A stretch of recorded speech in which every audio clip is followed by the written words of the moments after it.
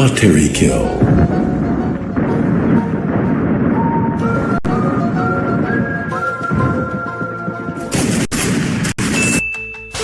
I'm Army Armstrong. Are you ready for Microsoft Monster Truck Madness? Shutdown. Triple kill.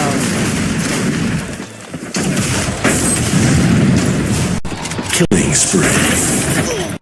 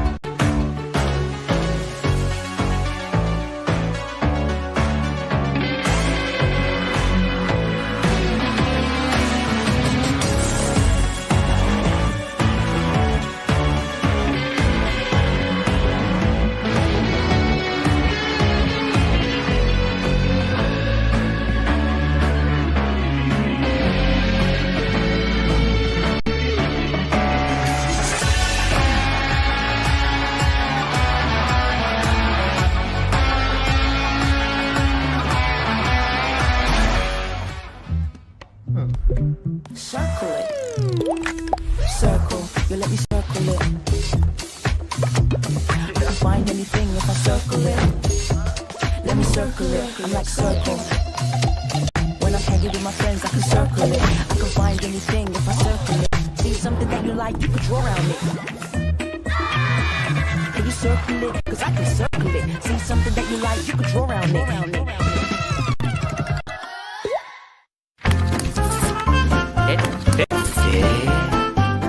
Absolutely, and there's no doubt whatsoever they are going to be able to pull this off. Jin too low on that HP and RRQ. Strategi yang lain pasti ada, tapi nggak mau kasih tahu. Trying to find somebody nameless though on the ground. Finger's gone crazy all alone and he gets caught. Furry round. Second Booyah ก็ off. ตอนนี้น่าจะมี RQ ครับผมเล่นดีครับ Digs now. Exposy gets the Oh back my down gosh, and high down on the ground. Exposy get down on the Stunko.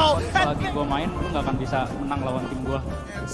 As many as he can take out, if he clutches it, he will be godly. But AG come up on top of the Booyah. หลังนะจุ๊บจุ๊บ Members, and it looks like an overextension from GOW is going to cost them the Booyah.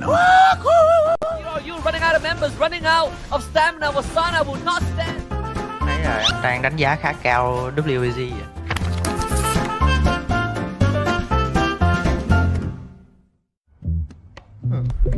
Circle it.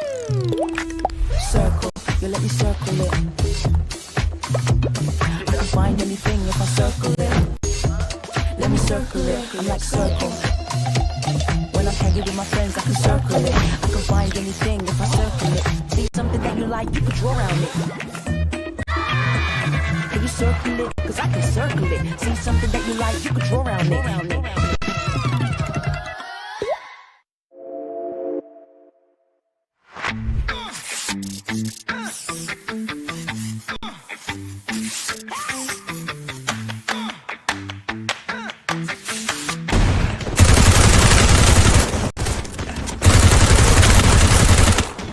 First blood.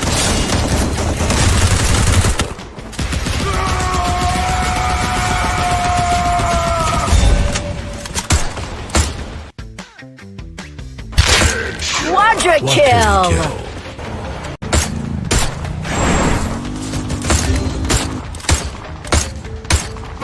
Dominating. Killing spree.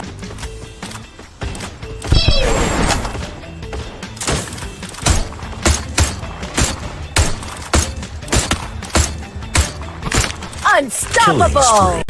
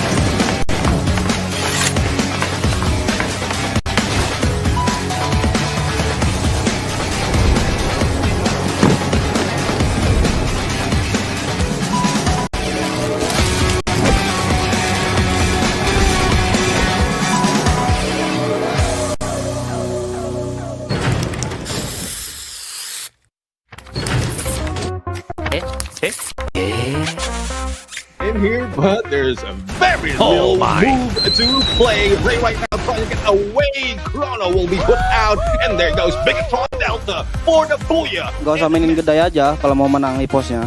With that AWM in hand, a little bit too close, and they finally finish up Wasana. Kalau Buya tidur aja, jangan counting. Now, there's my. no going in. Moshi right now goes in for the jump, but Moshi still goes down. Eliminated back-to-back Fuya. Trying to make the best out of this as they spot out Alan with a Wukong. Turns into a bush for just a sliver of a second, but Buriram, a back-to-back-to-back. ฝากติดตามพวกผมนะครับรายการนี้จะเอาแชมป์มาฝากทุกคนให้ได้ครับก็ Tim Aim got backing him up. Nameless goes down, slamming down on the ground. Good day from afar. He was divided with the final booyah.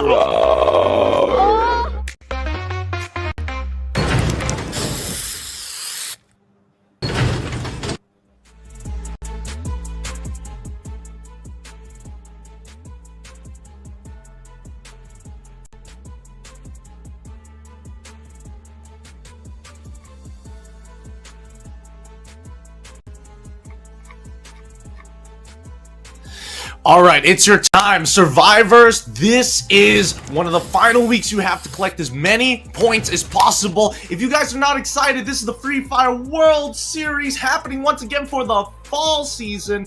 By the way, this is going to be FFWS 2024's fall season. My name is Getting Q. This is AJ Mustachio at the helm to make sure that you guys are entertained for the rest of today. Now, we did see yesterday a lot of great plays, but we're running short of time before we make it to the point rush. So top 12 is going to be the goal for every team we have here today. Yeah, absolutely, ladies and gentlemen, boys and girls. And I know one team, Gideon, that's definitely going to be a little heartbroken. They're going to be crying a little bit. I think not a little bit. A lot of tears will be shed. Onyx Olympus yesterday, just before ending the day, we found out they got 15 points deducted from themselves and they have dropped into the bottom 6. And today, Group C, they can't really do anything about it. What we can see is Group A with PE Sports trying their very best to run away from teams like Onyx Olympus as well as their own brothers Heavy. And that is definitely going to be one of the main points to look out for today.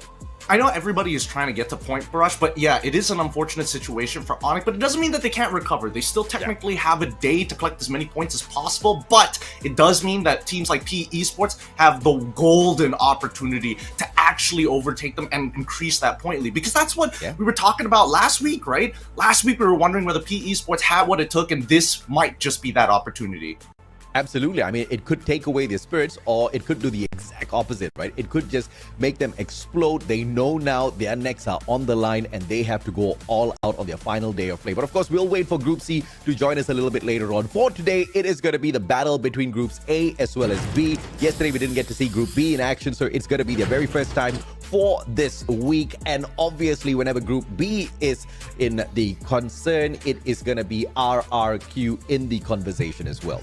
Oh, but of course. And I think it's interesting to see how people are now recognizing RRQ as a legitimate threat. Even, you know, during interviews, we were hearing their name pop up here and there. Similar play styles, even though that it may not necessarily be as similar as most people think. But Point Rush and the Grand Finals, if you guys have the opportunity, head on over. It's between the October 11th to 13th. So please book your tickets while you still can. Show on up and watch these exciting teams. Our top 12 kick it out. Now, introducing Group A with PE Sports, Buriram United, AG Global, Star Knights, Attack All Around, and Vamos. Group B being Falcons, Expand, Todak, God of War, GOW, RRQ, and as well as Hua. They're going to be competing here today, and I'm excited to see Group B, right? Throughout the league, I haven't seen too much of Group B, but these final coming weeks, I understand why everybody's so excited about them.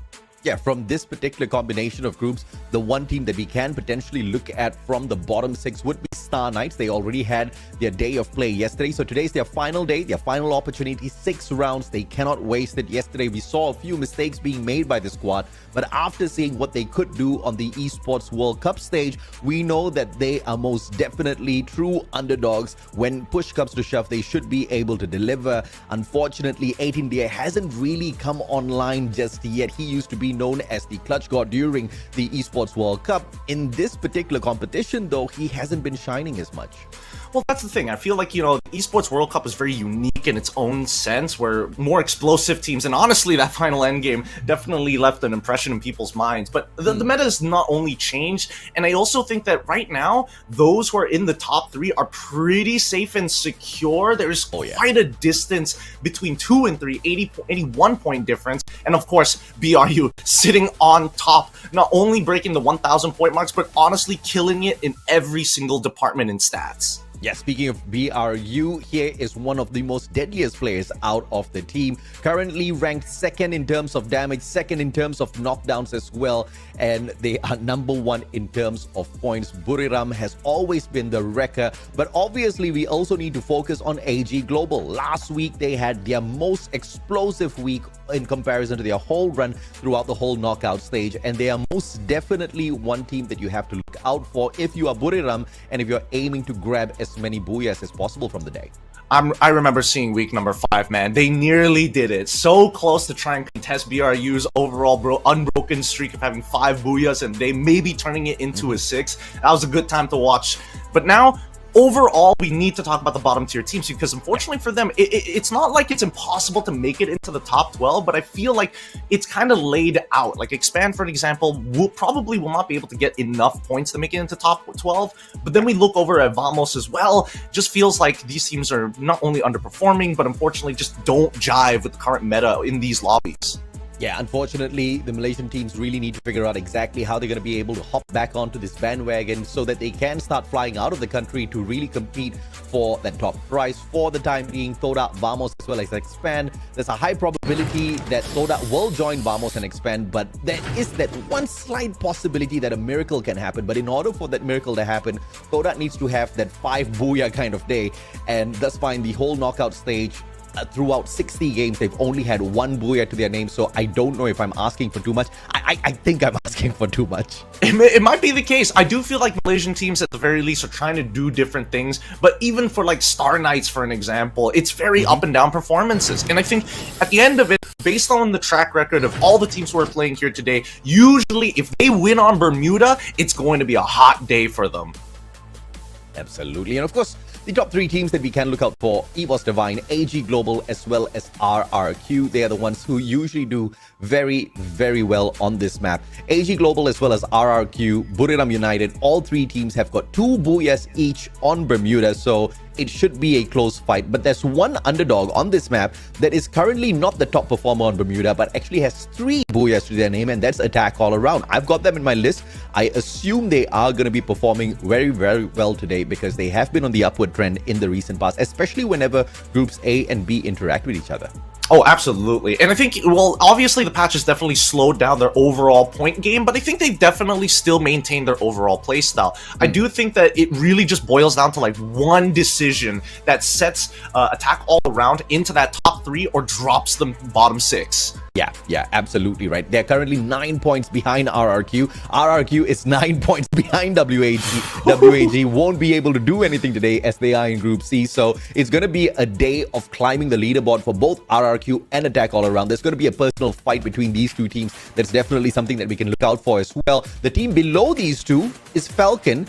And Falcon hasn't really been having a great run throughout the whole knockout stage. They have insisted in staying throughout the mid-tier card as far as a threat is concerned from the squad. And I think this is just an ace up their sleeves. They are waiting for that final week, but I want to see some action from them on this final week of the knockout stage as well. You're absolutely right, and it's time to start off this action in Bermuda. Let's check out that flight path to see whether or not we're going to get a skewed one or it's going to be graceful, because I don't know about you. I've been seeing plenty of generosity for our RNG map gods when it comes down to these flight paths. Yeah, the flight path has gotten soft on us, man. I don't think it wants to, be a rebel without a cause anymore. I think it's trying to be as fair as possible to all of these teams. But yeah, I'm hoping for some chaos. Giving some slight chaos skewed towards the left a little bit, but nothing game-breaking for some of these squads out there. Todak, though, I am not so sure what's going on here with their drop. Well, interesting spread that they have there. Let's see whether Falcons are going to take full advantage of this. I mean, if Shipyard doesn't work for them, at the very least, Traps or maybe even Raja can do something about it, get a full revive. But the early engagements, yes, this is very similar to last week where you see Babelson as well as P Esports going straight at it.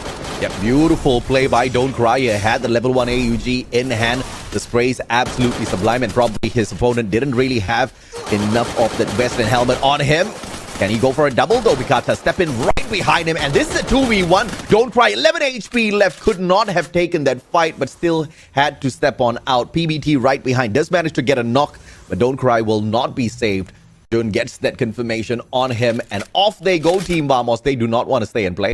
Yep, I like the play. I like the play. Hit quick, move away as quickly as possible, right? A lot of the big problems that we see from Vamos is they end up overextending and sticking around a little bit too long, especially when they're looking for these big giant squad wipes. But now we look on over to the Star Knights up against Hua, and Hua ain't happy with this. Shin's gonna have a little bit of trouble, but he's still alive as they've already knocked 18 deer to secure that elimination. Faiz is on an off angle, will drop down.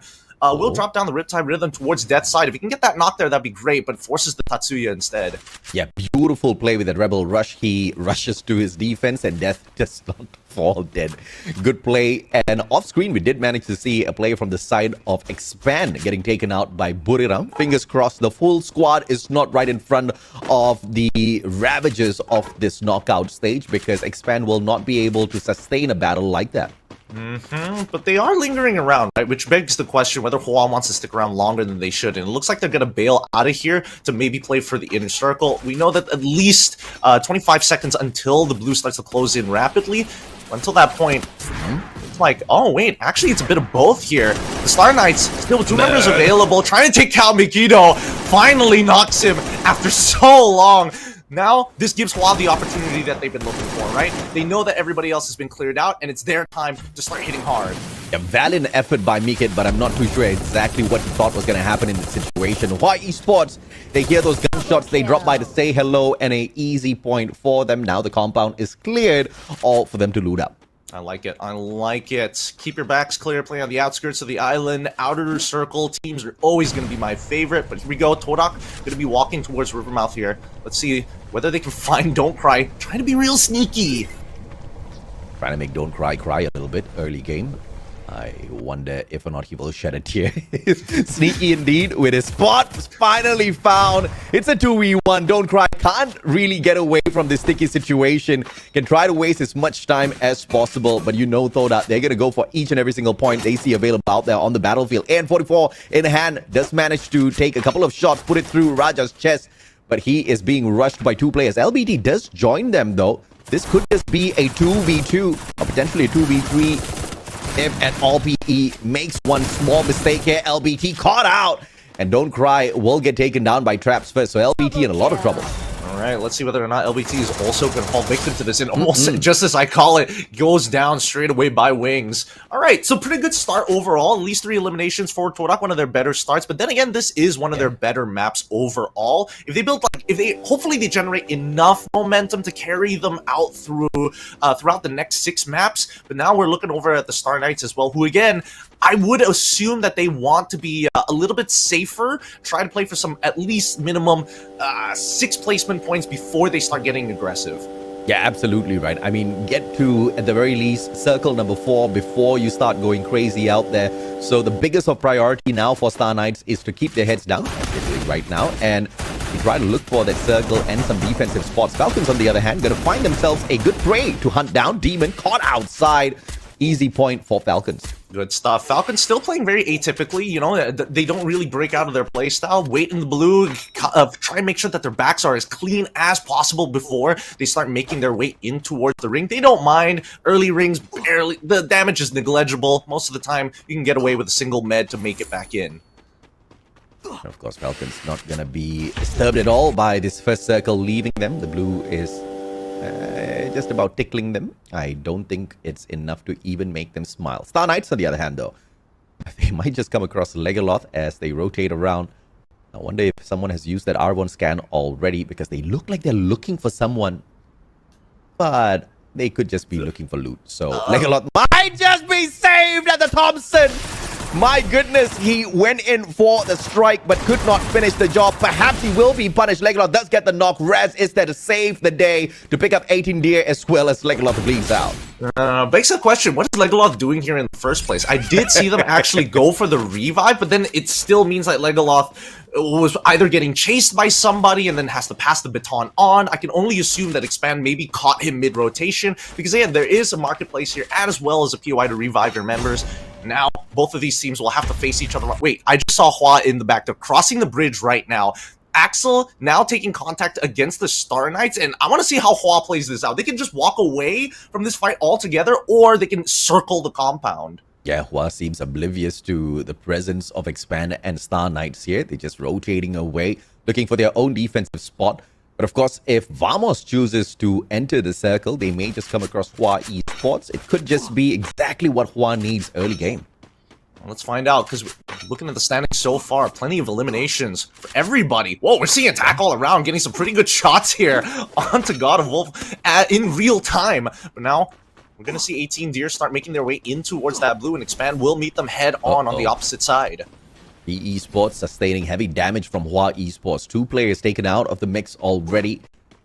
And we catch up with them, but unfortunately, no PE players right in front. I believe they have managed to get away. It's a quick one on that vehicle. Star Knights, on the other hand, waiting for Expand. Finally, they do clash. All right, finally they make contact here. Ooh, a glue wall to bounce off the cluster grenades coming at them. They have to worry about so many angles. They're still the inside of the compound. Doesn't turn the corner. Gets distracted by Muko. They've already dropped down Liam. At this point, they have to play for the choke points. They start walking in one by one, and it's going to be a disaster. 18 Deer as well as Roz get knocked. 4Cap is absolutely killing it right now. Yeah, beautiful play coming through from Expand. They are punishing Star Knights. One more survivor, and he is off and out of there. Axel has got no vision on him whatsoever. So great play coming through from Faiz. This is the ex-player of Expand, so he knows exactly how this squad thinks. And the captain knows Faiz really, really well. Hua Esports that walked away, hunting down PE Sports earlier on, have decided to drop back and look for some extra points. Now, make it down on the ground, but he took himself out with a grenade. A pickup's not going to be impossible, but they're just giving more space and more time for Hua Esports to get a better grip on the situation here. Yeah, and the binoculars are going to be used. They know exactly where they are. They have a good read on this. If they just keep on heading up north, they might be able to cut them off. Using line of sight, they do spot Tito once again. Axel, too. That's the 2 players. They don't know about the one further north. If they start pushing in right now, let's see whether line of sight is going to work in their favor or not. But let's jump over to PE Sports and Todak, because this conflict is not over just yet.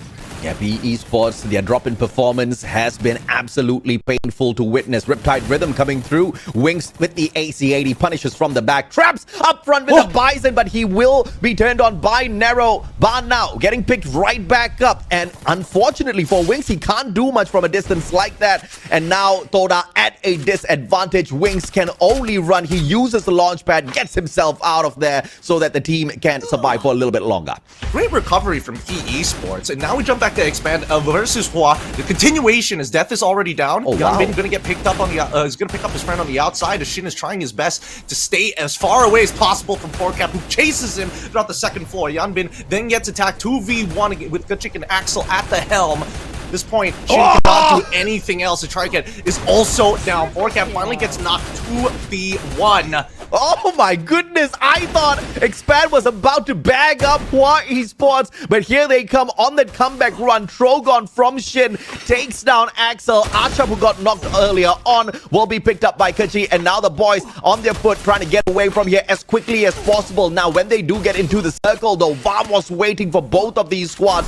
Who will survive? At this point of time, Expand looks like they are most definitely in a pickle. Shin taking on Archab. Yanbin looking for Kachi with a mini Uzi in hand, and now Vamos firing at Kachi as well. It looks like this might just be the end for Expand. I mean, I don't know. It's either Expand or Hua who's going to make it out of this. They need to make some decisions. Either both teams agree to go different directions, or they duke it out to the death. And it looks like Vamos ain't going to give them the time to think about it. Hold on, hold on. What? Aerial strike from RRQ coming right into Vamos.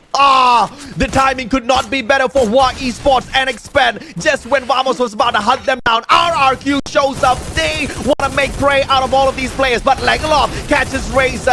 One for them, and Star Knights off screen brings the whole squad right back for the play. Gonna continue here. Vamos trying to hold out against him. Currently 2v2. They need to take down Razor in particular. But now boom.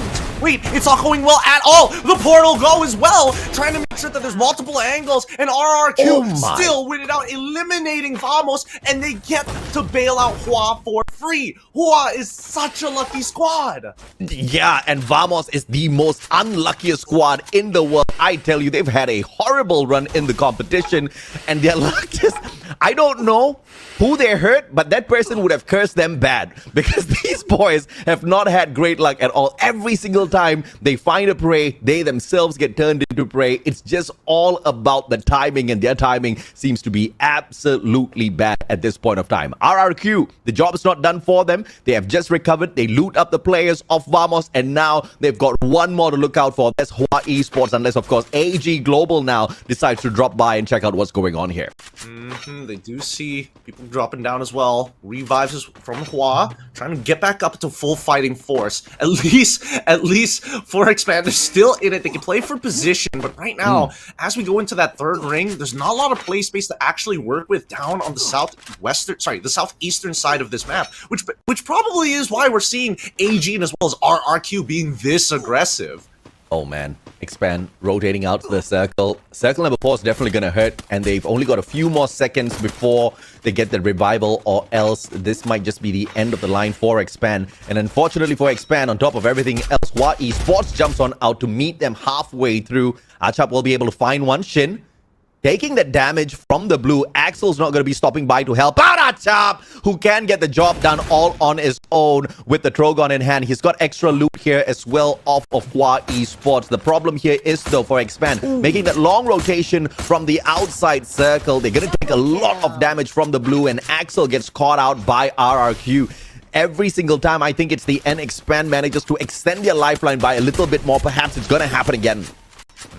AG creeping on towards the backs, and unfortunately they're running out of time to make a decision of how to make it into the ring. Even if they beat AG at this point of time, they still have to deal with GOW, who's holding them on the outside. That's why Expand was already struggling to get into the ring, and I mean, with so many people already targeting them, Mal, he's gonna just try and tank it out. Dudes, this is as good as it gets. Yeah, dude, this is not looking good for Dudes. Maal, the final player from the side of RRQ. AG Global already had good fun taking those shots at them, taking away those lives. Extra points for free. Buriram United, on the other hand, just dealing with Falcon and their FGL, but a good defensive side to play around with. In the meantime, 9th spot taken by Expand as they get kicked out of the competition, out of this particular lobby. And it looks like Falcon wants to do the exact same to Buriram, gatekeeping them, making sure they do not enter circle number 5. I mean, high ground is always going to be ideal, but I think Falcon's playing around this bridge side is going to be great. Oh! Nate's almost connecting. Conflict happening on the opposite side of the map as BRU understand the scenario. They got to push them out. The chrono has already been used so far.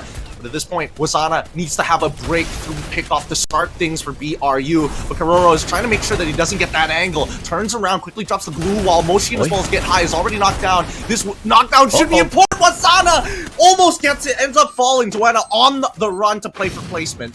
Yeah, Jonas says, I'm out of here. He does not want to check out exactly what AG Global has got to bring to the table. Falcons was taking a clear, good fight up against Buriram, and then AG Global decided to take some pot shots up against them as they saw that encounter. But now it's just 5 more teams, but we only have eyes onto, well, RRQ making that exit as well. It's going to be the split blitz courtesy of Caramel, but none of them finding the connection onto the players of Falcon, who have a great position on this bridge, but they will have to soon start moving as well. I think the worst part about this bridge is on the opposite side, P Esports as well as attack all around. Not sure about that verticality, whether on low or on high for now, but once we get a good scope of it, it looks like Caramel is sneaking up, trying to figure out a way to maybe sneak around and get that height as well, but P Esports taking so much punishment from GOW as well as the Falcons. Even AG is starting to get on it. Oh no. Attack all around. I thought they were going to take a position up on top of the bridge, so PE Sports, they can thank their lucky stars for this one. That jump does not make it all the way up to the top, but Falcons Riptide Rhythm after Riptide Rhythm trying to break down the defenses of PE Sports. Van will be caught by Kororo, AC80, and he falls off the bridge, so no pickup coming through for the team. PE Sports, perhaps this is where their grave lies. And this is why having a woodpecker is so useful. Just, what are you going to do? No natural cover? That's perfect for me. And now AG, they hold a very dominant position in the ring so far, but it looks like Attack All Around wants to say hello. Falcons have to try and recover here, but they've already lost 3 of their members, and one more was not prepared for attack all around to suddenly drop on top of them. He has to launch his way out of there in the blue, and will have to pray that some other squad goes down faster. Nah, unlucky. Drops out at 4th.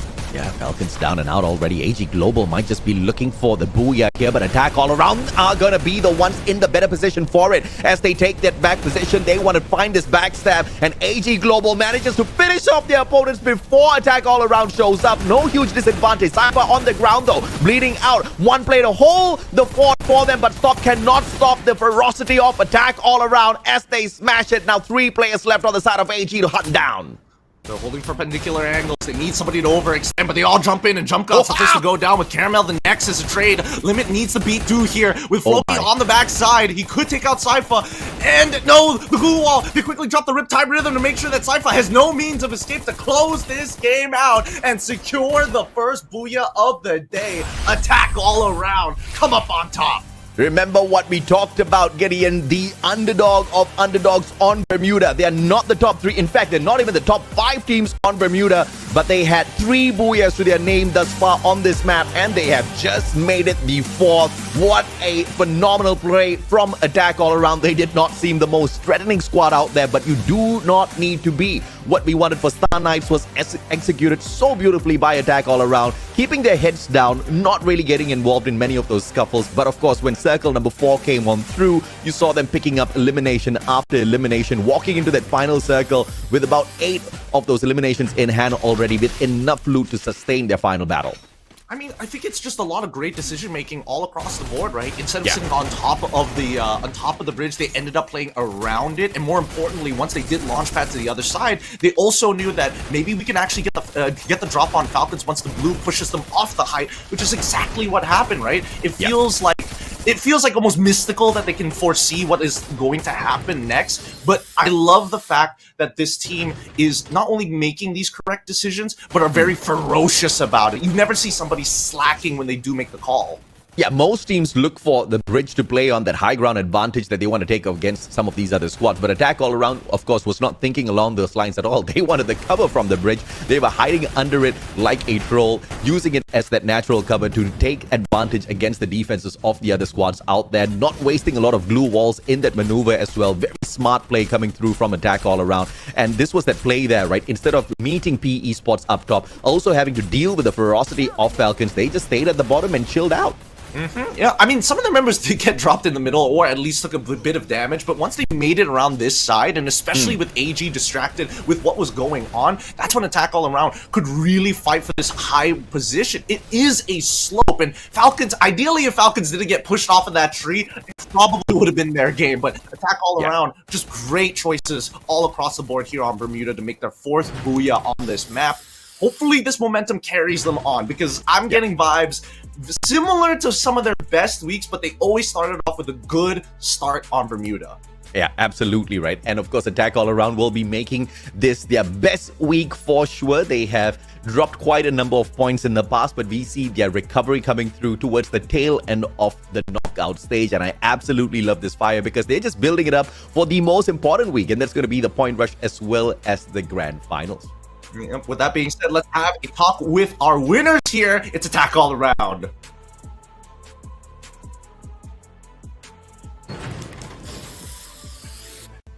A to the A to the A, and this is attack all around, Purgatory! Yay! How are you feeling today, Purgatory? Because you got the first booyah of the day. วันนี้รู้สึกยังไงบ้างคะเพราะว่าทีมเราได้บูย่าเป็นเกมแรก ดีใจครับทีมเล่นโหดครับ I feel happy because my team played good today. Okay, and Purgatory is one of the favorites of Thai fan games. So I want to know that how many countries that you have been to that country for a tournament?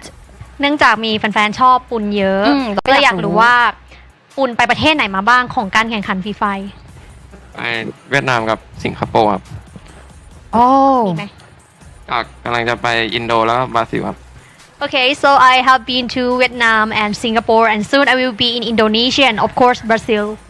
Yeah, so have how many percent that you have confident that you will get into the 9 positions or some position in the nine that can go to the Brazil ก็คือมั่นใจกี่เปอร์เซ็นต์คะว่าเราจะเป็น1ใน8ทีมที่จะได้ไปบราซิลก็สัก 80% ก่อนแล้วกันครับ 80% 18%. That's a lot.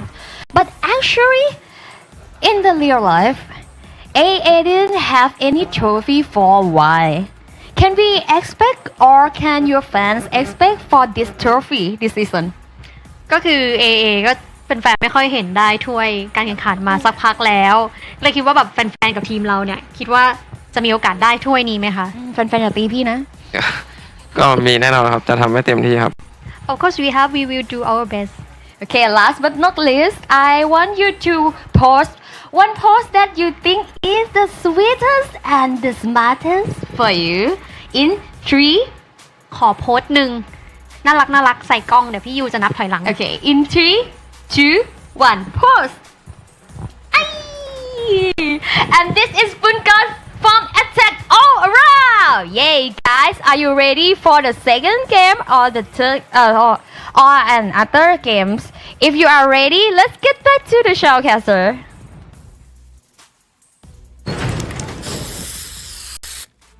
We were talking about how Attack All Around needs to overtake RRQ on the overall leaderboard. I was looking for them to perform today, and they've done exactly that. But the question is, by how many points, right? Because I don't think it was a massive game for AAA. I think they just did enough to get into that final circle and walk away with the booyah. And RRQ didn't really have the best of games in here today. But of course, we also want to take a look at what the performance was like for the MVP of Attack All Around as well, Gideon. Yeah, but I'm curious to see what that's going to look like, right? Because as I replay all the scenarios that are happening that we just witnessed in Bermuda, I feel like that 4th and 5th ring was kind of scuffed now that I think about it. Not a lot of like natural cover to work with. I think there was only like one compound and then that one bridge, which PE Sports and as well as even Todak identified to be their end game position. I mean, I think that there's more to be talked about here, but let's look at our MVP. Of course, you got to give it up for Limit. He just does it again and again and again. 4 eliminations with at least 1900 worth of damage. He pulls his weight every single time. Yeah, explosive performance from Limit, and you can see the residue of that explosion on the top of his head there. 4 eliminations. I don't think I want to scream about it just yet, but he usually is a deadly sniper out there on the battlefield. You can see him dancing around with his Skylar and that the Riptide Rhythm alongside that AWM. But in the recent times, he hasn't really been ravaging the other squads as much as I expect him to. Fingers crossed today is going to be the day where he really picks up those eliminations for the Predator of the Week title. Hey, maybe it's the hair ties, you know? I'm seeing Pungad, he's pulling his hair out of his face. You know that he's serious. Even Limit as well. He's having a good time, but no hairband. He decided to just use a regular regular rubber band just to make sure that the hair is out of his face. Maybe it's helping him make those correct decisions and not be so emotional and hasty about them. 150 eliminations thus far for Mr. Limit, and he has got the most damage on his squad with 111,000. Crazy stuff. I mean, with that AWM, this guy's just spamming everyone. But when you hear spamming, you think it's going to be easy until you actually pick up that AWM out there on the battlefield, right? The lag between shots really is torturous. It's not my playstyle. I don't even know how he pulls it off so well. But of course, the elimination leader-wise, it was not a super explosive game. But AG Global topping the charts with 2 of their players up here. That's a oh, wow. Which begs the question, how many points did AG actually achieve here? Even Falcon's on fire with 5 eliminations of their own. And of course, 4 eliminations of his own. He was playing very, very well to be the fragger of his team. Unfortunately, could not go above and beyond. But that's what we're seeing here at the top 1%, right? Individual players can only go so far. You always got to set up a scenario that puts them in a, well, high risk, high reward scenario position. Yeah, there was just so much of chaos in that final circle. The last time I took a peek at the number of eliminations AG Global had at that point was around 12, and I'm very sure they picked up a couple of more after that as well. So I'm very curious to see if or not they overtook Attack All Around overall on the leaderboard, at least for Bermuda. But looking at the key players here, Kachi with the 11 headshots. Unfortunate that they could not convert many of those headshots to eliminations due with the damage. Not too massive. 19 blue walls. This is an average game at best with all of the numbers here, but I'm looking for this slow start to end up in an explosive end by the end of the day. I think, teams definitely, we saw a bit of desperation on the second last week of the season, but even so, it feels like a lot of teams are now taking their time. Man, that is a lot of points. 24 for AG, and then we have Attack All Around at 21. They end off with 9 eliminations. I don't think it's that bad at the end of the day, but even for Expand, getting 12 of eliminations of their own, they've got nothing to lose. Oh yeah, absolutely right. This was one of those great games for Expand, but this is going to be a huge problem in the grand scheme of things. If Expand excels at some of these gunfights but unable to find that circle, it's not going to really help them excel towards the grand finals of any competition. They need to find that perfect spot, but we definitely forgive them for some of these mishaps because this is a totally new roster that is not experienced. They weren't even in the Malaysian segment to qualify for this event. They already automatically qualified because they were the creme de la creme squad of Malaysia. But with this brand new baby roster, they seem to be struggling quite a little bit out there, but I'm pretty sure in the next competition that we see them, they're going to use all of this learning to really, really climb that leaderboard. I mean, that can be said for a couple of teams as well, right? All of them who are in this rebuilding phase, we're not going to be too harsh, of course, because generally they are going to pick up as much experience as they can before they... I mean, I'd be more surprised if a new roster suddenly just takes over FFWS. I think that would be like an even crazier scenario to do. Yeah, absolutely. But of course, that is not going to be the end of our first segment. We have only concluded the play at Bermuda. We've got one more map before we do take our break. It's going to be Purgatory for Game 2. And we saw some of the teams that definitely struggled after Game 1, right? This is going to be a day where we look forward to teams like Star Knights really climbing that leaderboard, or else they do risk themselves getting relegated before we move on into Point Rush. Star Knights currently are 43 points away from PE Sports, and PE Sports are playing today here as well. And as you saw in the previous match, PE is not on a bad run. They managed to get to that final circle. Not a lot of heavy firepower behind them, but as long as they're able to find those placement points, they're going to most definitely guarantee themselves the top 12.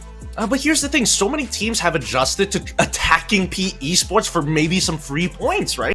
I think now, at least here, at least from Bermuda's side, they were able to hold off on the early game. Now in Purgatory, the likelihood of getting a third is a lot less because of the rather large landmass. And of course, we got to be excited for our top teams here for Purgatory that were expected to win this game. But considering that Attack All Around did take Bermuda, I feel like their odds are increased by 20%.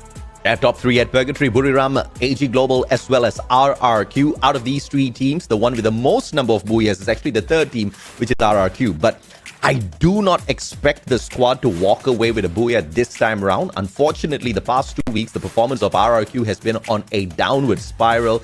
And I assume it's because they've done more than enough already to prepare for the final battle, for Point Rush, as well as the grand finals. They've got some trick up their sleeves. They are trying their very best to show their opponents that they are not a threat. Don't worry about us. Don't focus on our gameplay. Don't focus on anything that we can do out there. But I think that ship has sailed. I think it's a little bit too late for that.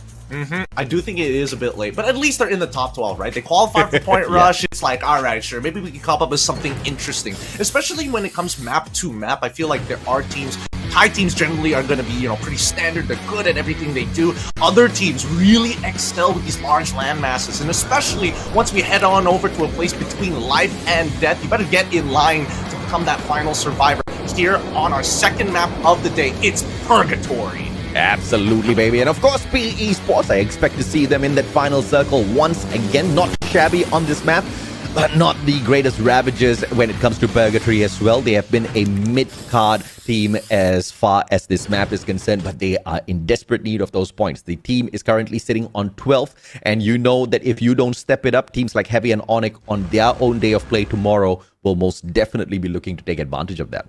Looking at the flight path, still slightly skewed, not directly in the middle. Once again, the southern side is going to be hard to get to without a vehicle. But in the meantime, at least, wait, I want to see where PE Sports is going to drop this time around. We do see Expand head over to Crossroads. Marblework, of course, going to be BRU, but even GOW decide to contest somewhat on the outer side of it.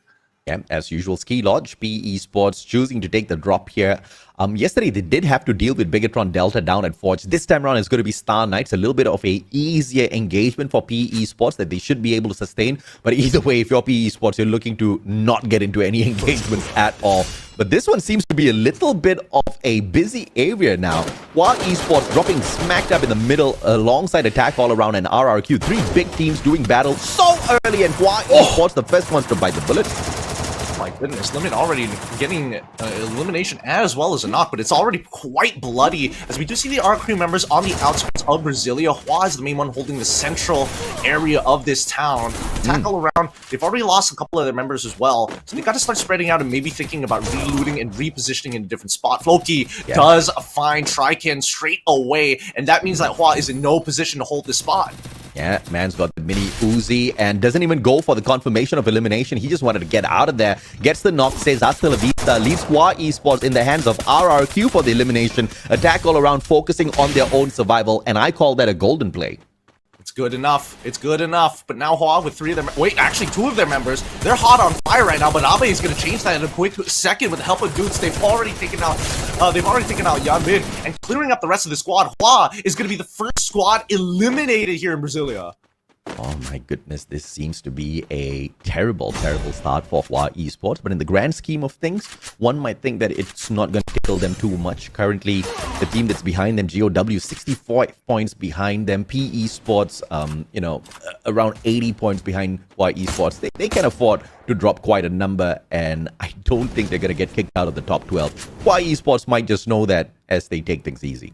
Yeah, speaking of easy here, Wasana did get picked off earlier, ends up getting saved by the rest of his team, and now BRU, they ain't happy about this. GOW has followed them south from Marbleworks, and Ton gonna be the first one to fall. Dian trying to support his friend, but Blue Wall is going to block his line of sight. Wasana is coming in, and he is looking for some blood. Dian goes down, and before Wasana turns the corner, Quarry is now conquered by BRU. A massive mismatch here between BRU and GOW. GOW cannot afford these early engagements. Like we talked about, 65 points behind Hua Esports, but PE Sports, heavy, not too far away from them at all. GOW, one of the teams at risk of getting relegated before we head into Point Rush. So early drops, definitely not something that they should be looking for. Let's see if PE Sports will be able to get away from this threat, though. They did manage to get away from the thick of the action earlier on, but AG Global spotting them out on the battlefield already. Due is that deadly sniper you do not want to come across early game. Yeah, and AG love to do this, right? They love scattering in open spots, looking for opportunities to get these early pickoffs as well. PE Sports, on the other hand, I'm surprised nobody attacked them in the earlier stages, right? I was expecting maybe Todak or even maybe even the Star Knights on their southern side to actually push up into them, knowing that they are contesting for that 12th spot. Hopefully PE Sport can get out of here, but even attack around, we do see that... okay! GOW getting eliminated off screen here. Not 100% sure what happened in that department, but AG so split up. It's kind of on brand for GOW. They're not the most threatening team out there on the battlefield. They got somewhere close towards that final circle earlier, kind of dropped the ball in that second game. Their up and down performance still goes ahead to continue. Todak, though, with wings being clipped, instantly revived by traps off screen, but they're way too close to AG Global, too close for comfort for sure, and there's a huge possibility that this encounter leads to their fall. But out of nowhere, 7. My goodness, how did he even get that drop? He got blasted, unfortunately, and now Dude just left out to dry. Doesn't have the right equipment for these close quarters. Would much rather a shotgun. And unfortunately, with that being said, Todak now having a very key position in this map. Attack all around still want to play to gatekeep the rest of the members. And Todak, if they keep moving towards the southern side, will find more AG members. Interesting effort by Todak. They don't seem to stand a chance of qualifying for the Point Rush or Grand Finals, but you don't see them dropping their games, giving up so easily. They still want to try their best, and that's something I most definitely respect. 3 eliminations already. Very impressive start for Todak. Love it, love it, love it, love it, love it.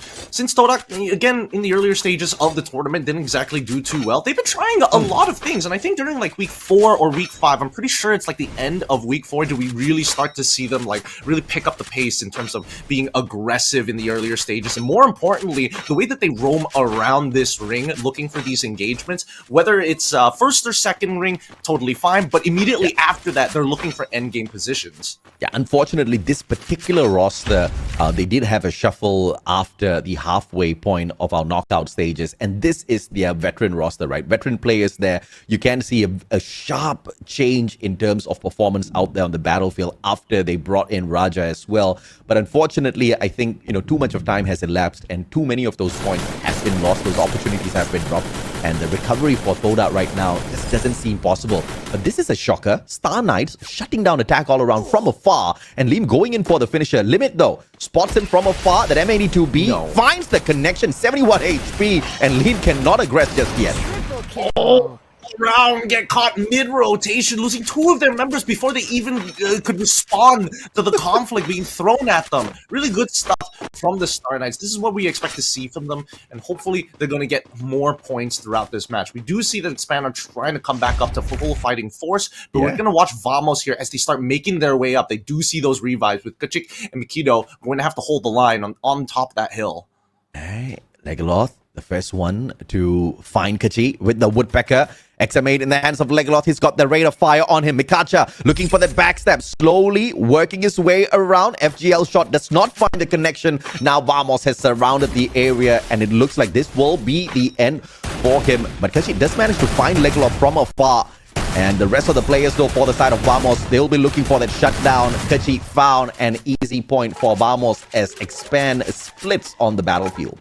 Yep, they split north and south here. They're forcing Vamos to make a decision on who they have to go for. They know the position of Mikido. We did see that Legoloth was trying to shoot at him as he was trying to make his great escape in towards the town. But Mikido will have to go in towards the blue to find some safety, and unfortunately, Abe will fire 4-cap straight away. He needs to win this real quick. The rest of the team members will eventually get there.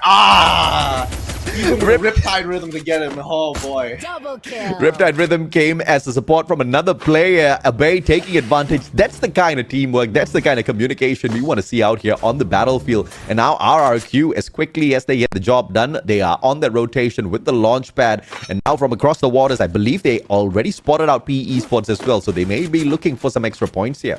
Very good choices being made by RRQ. There's no point actually taking another engagement this early on. And I think for them, they're going to be looking for the endgame scenarios here. But the real question is, where is this 3rd and 4th ring going to be? We've seen many times that Purgatory has messed with players on the 3rd and then suddenly on the 4th pulling the complete opposite direction with big bodies of water kind of splitting up the islands. Really makes you have to double check your information on whether or not you want to be on the outer island or on the main piece of land. Star Knights spotting out PE Sports, refusing to do much about this information. They don't really want to put themselves at risk. They know PE Sports have got a decent defensive ground to play around with, and there's a potential here that Star Knights do not have enough of those utilities to take this fight.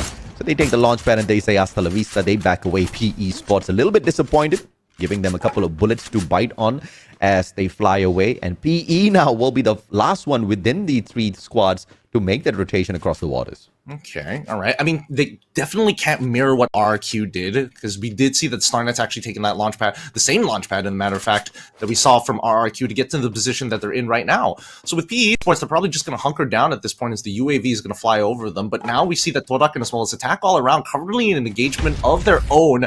Let's have a quick look here with Axel, the only in the blue, in a matter of fact, waiting out BRU, praying that they pass. Buriram's gonna make that rotation around. Wasana stepping outside of the blue zone, looking for a couple of extra points or some extra loot. Either way, it's not good news for Axel. He needs to spend a little bit of extra time out there tanking the damage from the blue. Star Knights, on the other hand, in the middle of 2 massive squads of RRQ and Buriram. If you are Star Knights, this is exactly where you start saying your prayers. How do they... Oh, man. It's either they take a full engagement... No, they can't even take the full engagement, because no matter what, there's always going to be a team that's going to eventually intervene, whether it be Vamos or BRU side. RRQ's position is really tough to flush them out from unless you've got a lot of nades. I think the best option is BRU, but it's BRU. Do you really want to take that engagement? Yeah, if you're Star Knights, that launch pad will come in really handy right now. Put it out onto the ground and say hasta la vista, but Buriram, they do not want to let them get away just yet. Get high, flying on in alongside Wasana, and Wasana as usual, going in for the rush. Mini Uzi in hand, finds no connections whatsoever. No Trogon. The lucky day for Star Knights, I guess. Wasana, oh my goodness, I just said no Trogon. And he whips it right out to show me, Mustachio, we are here to most definitely play. One play on the side of Star Knights down on the ground. Wasana looking to put yet another one, but he misses the guy in the corner, gets tagged up from the back. You could have just let Wasana run away. They're not going to. Now, the next up fall here, Jonah landing and making sure the elimination is just that sweet. Wasana does spot the rest of the members here. Then trades are going to come immediately after. Charge Buster for Get High as well as they flood the room with Riptide Rhythm. clearing it out. 18 deer. Last one standing here. Attack all around. Taking out a majority of the members of Vamos as well. Slaughter Knights have been eliminated at 10th, but it looks like the engagements isn't done. On the northern side, we see that Todak is trying to keep attack all around outside in the blue, with Vamos looking down their backs. Oh yeah, absolutely. Now bad pick from Todak here. They are going outside the circle to take this fight and attack all around in a better position to absolutely demolish them. Raja down and out. Vamos not looking to find this engagement at all. Attack all around will take this anytime. 7SC tries to get away, gets shot in the back. AC80 perfection from Folky. 8 elimination strong. Attack all around is not going to be challenged by anyone just yet. But of course, to continue the story, what happened just now between Star Knights as well as Buriram. Star Knights did manage to get a constellation before getting kicked out of the lobby. That is taking down the prime player out of Buriram. Without Wasana, they might just get a little bit slower, but I do believe there's ample time to find a vending machine out there to bring the man back. Or maybe even a pocket mark, right? One or the other. We'll see what. It looks like Wasana is coming back just in time. Perfect. This is great for them, right? Axel still, having the time of his life, watching a movie, texting anybody to have a conversation because it's not like he's moving anytime soon, so he might as well entertain himself. The esports. I do not want to be you right now. AG Global on the right-hand side. Falcons on the left. BE. They are desperate for points. Currently sitting on the 12th spot. They cannot afford any mistakes whatsoever. Even if they don't make a mistake, it's going to be tough to travel out of this trifecta of strong squads. RRQ waiting right in front of them. Even if PE moves in with the launch pad, they'll be straight up in the crosshairs of RRQ. How did RRQ figure out where this 4th ring was going to be? Pulls back right smack in the middle of that river as well. This is prime real estate for RRQ. I want to see how Buriram as well as Falcons are going to react to this, because at this point, right, it feels like they have to make the engagement against each other before they can deal with RRQ, or maybe, for better judgment, they just hail and really just dogpile onto RRQ spot. Yeah, RRQ has always been great on these rotations. The main reason why they held the most number of booyahs, even without the most number of eliminations on their side, always having a great read on where that circle is going to be moving and getting there first, having the defensive advantage against all of these other squads. But up against Buriram now, who share that same compound with them, RRQ have now the option to either aggress or stay on the defensive spot. Yep. Oh my, what? Oh, are they going straight for the high ground here? A little tough to say. Yeah, they're contesting it. Falcons straight up in there, right? Now, with all the action happening at once, RRQ must defend this compound. Is on fire, would try his best to try and flush them out as much as he can. Falcons making sure the right side of this building is going to be held contested. BRU on the left side. The Falcons had to move, and they chose to move straight into that battle with RRQ. Now, RRQ can't even run away from this fight because Buriram right behind them. The FGL trying its very best to burn down the defenses of these boys, but Falcons just can't seem to find that clear shot up against RRQ. RRQ backing away, and Moshi catches them with the FGL from the opposite side. That's burnt down. The pickup is still a possibility. He gets back up onto his feet. RRQ still 4-man strong, and now they have an advantage up against Buriram. All the ice nades doing a bit of work here, but Falcons have taken way too much damage, and RQ managed to survive. Now BRU going in full engagement against the Falcons. The backs are now open as RQ fully healed up and ready for combat. Gun them down. So many resources wasted here. On fire, gets knocked down. Keroro has to make a decision. He's sitting inside that monster truck, but BRU want this compound more than anything else. Yeah, smart play coming through from Buriram. They've lost their captain Jonah already, but in the 3v3 equal fight up against RRQ. Duds bleeding already, but Ma'al is the one that gets shot down by Wasana. Wasana going in for the finisher and finds Duds as well. Beautiful play. Abe, the final hope, the final survivor for the side of RRQ, but even he gets burned down to the ground. Beautiful play by Buriram, but now they need to tank the damage from the circle. Falcons trying to slow them down. Successful in that play, and that hurts the chances of Buriram walking away with a booyah. And now AG will look down towards our nominee for the Mobies here, Moshi, on the opposite side, and he takes him out, no problem. What a shot there, a booyah for AG Global. Fantastic stuff for AG Global, winning the booyah without really winning the booyah. Moshi got burned down by the blue. They can thank Falcons for that effort.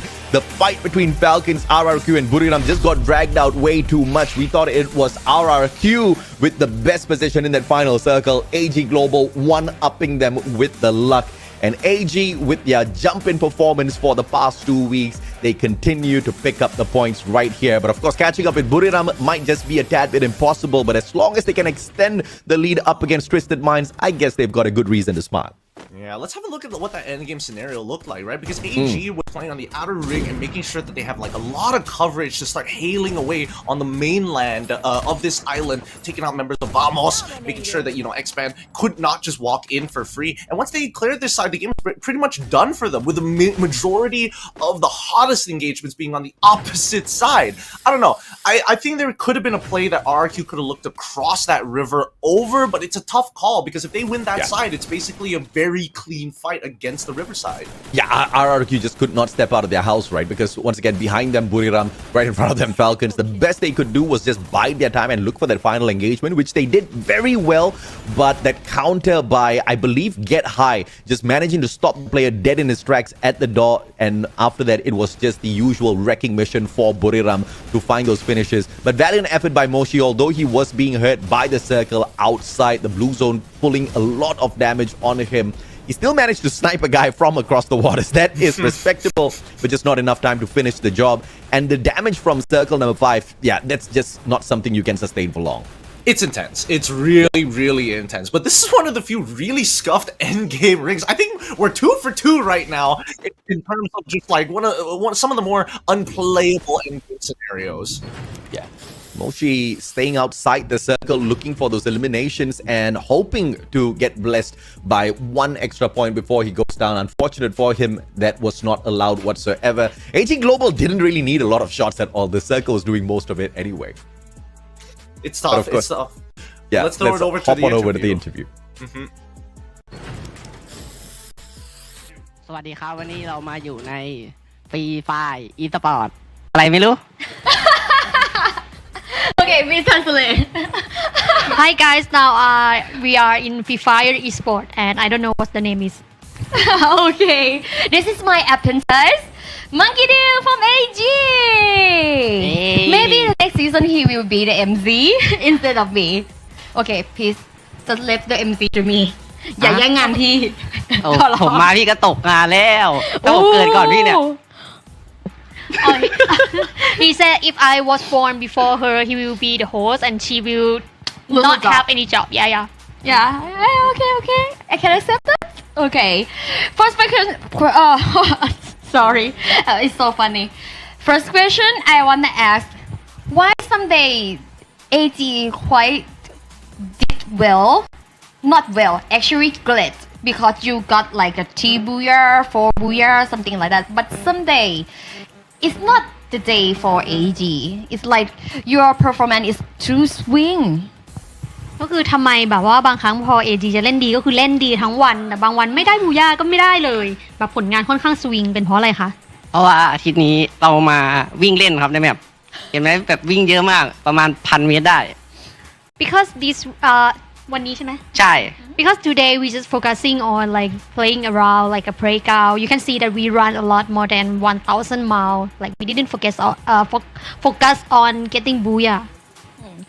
Okay, for the last fight, I see before the last fight, you have to clear PE or PE spot first. Any special reason? Do you know that that is PE team? รู้ไหมว่าช็อตสุดท้ายเมื่อกี้คือเราต้องเคลียร์ทีมข้างหลังเราก่อนไฟสุดท้ายเราต้องเคลียร์ทีมก่อน PE Sport กับ Vamos ไม่รู้ครับพี่เมย์บอกว่าดันไปขวาก่อนไปยึดวงอยู่ดีหลังเข้าน้องหลังเข้าก็นั่นแหละครับก็เสียพลทหารไป1 คนครับแต่ก็ยังไหวครับยังไหว3 ต่ออะไรไม่รู้3 ต่อ 8 Okay, so we didn't know that the team behind us what PE. It's just that Caramel told us that somebody get into our back, so we have to clear them first. Oh, so if there are 2 teams that you have to choose one team to clear, which criteria that you use to pick that team? ก็ถ้าเกิดเราต้องเคลียร์ระหว่าง2 ทีมอะการที่เราจะเลือกทีมหนึ่งอะไรคือสาเหตุที่ทำให้เราเลือกทีมนั้นถ้าหลังเข้าเราก็ต้องเคลียร์หลังครับถ้าเราไม่เคลียร์หลังเราก็จะหลังแตกครับ Okay, so we just focus on which team coming behind us because if we didn't clear them first, we cannot play. Okay, last but not least, do you want to say anything to any special team?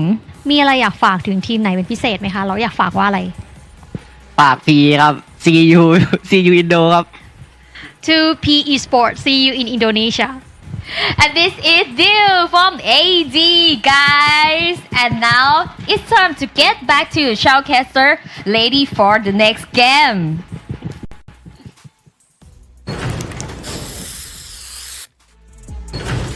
So this makes a lot of sense. AG is finding so much success with a simple fundamental. Make sure nobody's behind your backs in-game and outside of the game. That's why they're sitting in that stage with a whole blank board. As long as nobody's looking over their shoulders, they can play at tip-top shape. Absolutely. They're saying PE Sports will see you guys in Indonesia, but I don't know if or not PE is going to make it there because we still have Heavy and Onyx aiming for their spot. If PE is looking to be in Jakarta, they need to pick up way more points than they did in this game. The MVP for our match, though, the one and only Dew. 5 eliminations, 3,531 on the damage, 2 headshots. This guy is capable of more, but I'll take this. Yeah, he's always on the list no matter what. Even if they don't get the booyah, he's gonna show up whether it be top damage or whether or not he's just landing way more headshots than he possibly can with a simple AWM. Dew is the guy. Would you say that he is the sniper GOAT in your opinion? Loaded question. one of the GOATs for sure, but not the GOAT of sniping. I think Dew has got his up and downs out there on the battlefield. Not the most craziest of elimination picker for sure. I mean, he's got a team. He's got a team behind him, right? And I think based on week 5, where they got a huge amount of booyahs, each one of their team members all say the same thing. It's like, we want Dew to be the MVP. We want him to succeed. We want to set scenarios where he is able to do what he does best, and that's why he's walking away with 3.5k worth of damage. Oh yeah, absolutely right. 155,000 overall damage in the competition thus far. This is his 197th elimination in total. Ooh. So yeah, the guy does a lot out there on the battlefield, but to name him the GOAT of snipers might just hurt a couple of other players a little bit too much. The one guy that does outdo him in terms of the eliminations, though, is Get High. And I believe overall, Buriram definitely outdid the performance of AG Global. We'll have to take a look and see exactly what the standings look like shortly. But Dew obviously getting the highlight once again as the player with the most number of damage. And Jun showing up with 7 headshots this time. Okay, pretty good. I think that Vamos definitely had an opportunity to make it into top 3 in that final ring as well. But again, push comes to shove. Unfortunately, not all scenarios are going to play out the same way. I think that the BRU 25 total points, 16 eliminations. Pretty great score coming in from BRU, especially in the position that they were in. AG with only 21, 4 points behind. Yeah, fantastic stuff coming through from Buriram, but overall, AG Global is definitely on a fine run today. 21 points from this match, even though they do not top the charts for Purgatory in terms of overall points. There is consistency from the squad over the 2 games, right? They did fairly well in Bermuda, and now they should be at the very top of the leaderboard for the performance from the day. But in the grand scheme of things, these 2 teams are not too fussed about anything. They 100% qualify for the point rush as well as grand finals. There's nothing in the world that can make them drop from their spot right now. Yeah, just casual handshakes, maybe emote at each other across the river whenever they get the chance. But I think that, the disappointing one has to be to Falcons, right? 1 elimination in that entire match, which is rather surprising for me to see. I thought they were able to get maybe a little bit more before building up into that BRU RRQ scenario in the final ring. I wouldn't fall for it if I were you, bro. They are just waiting for Point Rush and the Grand Finals. Falcons has not done this once, but twice now. They kind of lie low in the knockout stages and they explode on everyone when it comes to the Grand Finals in itself. They're just looking for those 6 matches where they need to prove themselves. In the meantime, they just want everybody to doubt their capability, and they were successful in doing so. The previous FFWS SEA as well as at the Esports World Cup, and they got back-to-back championships. They're looking to be the defending champions to take the trophy back home once again this time round as well. But, I think the fight's going to be a little bit more complicated this time round. Yeah, I mean, it's annoying for public analysts out there who are looking at this team and it's just like, they're not doing well. We predict them to, not push all the way. They're not going to get as explosive as they used to in their previous tournaments. But that's just not the case, right? And that's why Point Rush is going to be such a big deal when it comes by. Absolutely. But of course, we're going to take a quick short break. When we do come back, though, it is going to be Alpine on play in 5 minutes. We'll catch you guys there.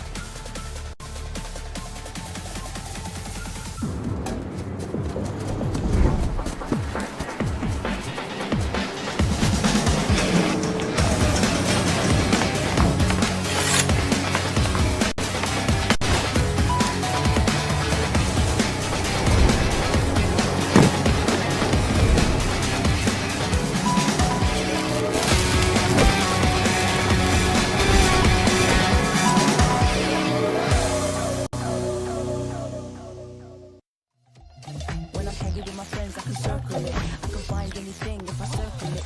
See something that you like, you can draw around it. Can you circle it? Cause I can circle it. See something that you like, you can draw around it.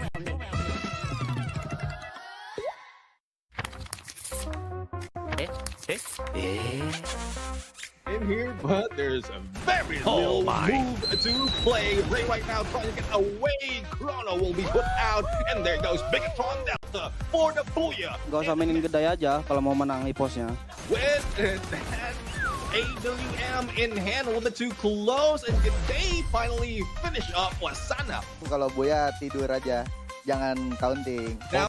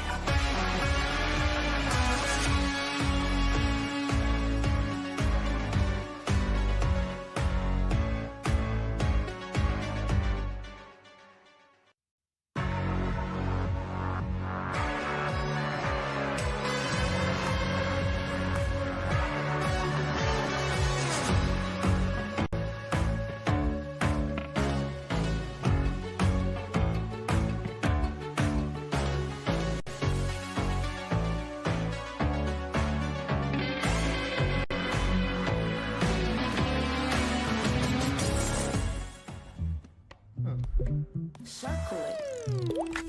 Circle, you let me circle it. I can find anything if I circle it. Let me circle it, I'm like circle.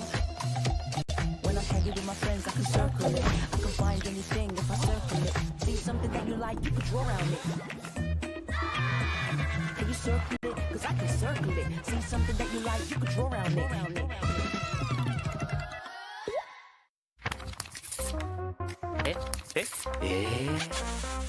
in here, but there's a very little move to play. Ray right now trying to get away. Chrono will be put out, and there goes Bigatron Delta for the Booyah. Gak usah mainin gede aja kalau mau menang e-posnya.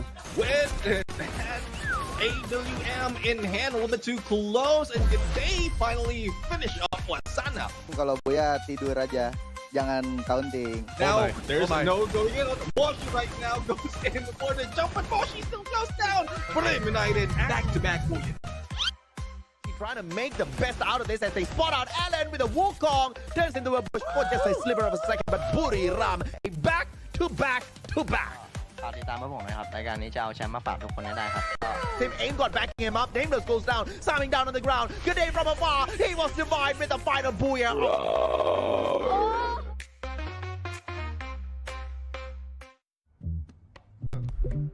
Circle it. Circle, you let me circle it. I can find anything if I circle it. Let me circle it, I'm like circle. When I'm hanging with my friends, I can circle it. I can find anything if I circle it. See something that you like, you can draw around it. Can you circle it? Cause I can circle it. See something that you like, you can draw around it.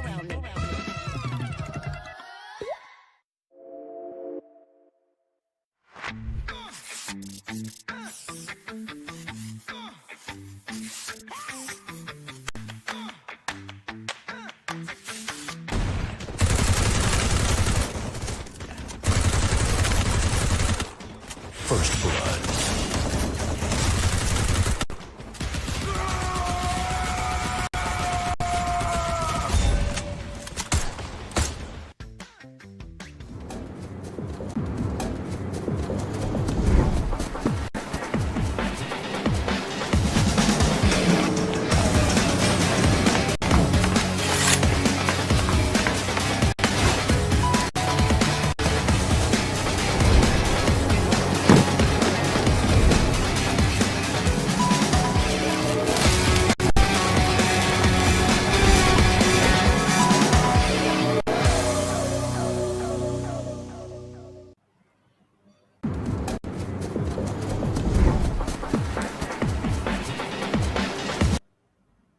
Welcome back, ladies and gentlemen, boys and girls. This is the Free Fire World Series Southeast Asia 2024 fall season. My name is AJ. I'm the Mustachio down here with the one and only Gideon.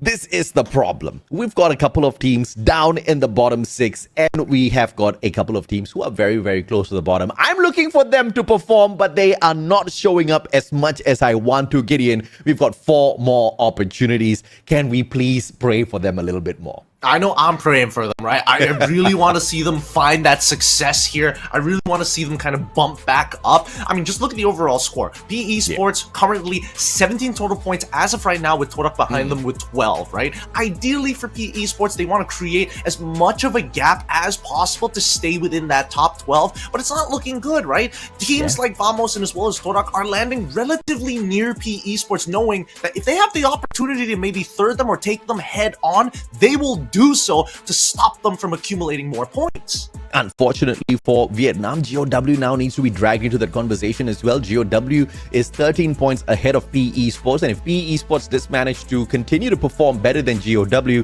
they for sure will overtake them within the next couple of games, and that puts GOW at risk of being relegated when we do see that clash between groups B as well as C tomorrow. That's something that they most definitely need to look out for, and it's better to start early than later. But the top 3 teams that we can definitely bet on finding the last few circles: Buriram, Attack All Around, as well as AG Global. All 3 teams have been on a fine performance today. They've been doing very, very well.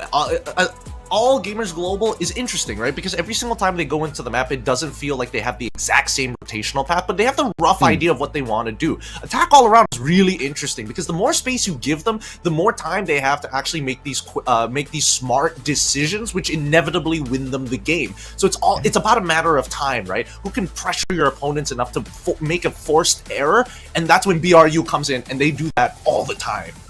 Once again, RRQ, the underdogs of Alpine, they have got 4 booyahs to their name, but currently not in the top 3 as far as performance in terms of points is concerned. But of course, that being said, not too far away from AG Global, who have got a single booyah to their name. The team with the most booyahs is Buriram, and we have most definitely crowned them the kings of Alpine at this point, and I'm pretty sure they want to keep the title with them, so we can expect to see Buriram in that final circle, unless of course something does go wrong very, very early in the game. But either way, this is Alpine once again, ladies and gentlemen, boys and girls. Let's hop on in there and see if or not our bottom dwellers can give us a reason to scream.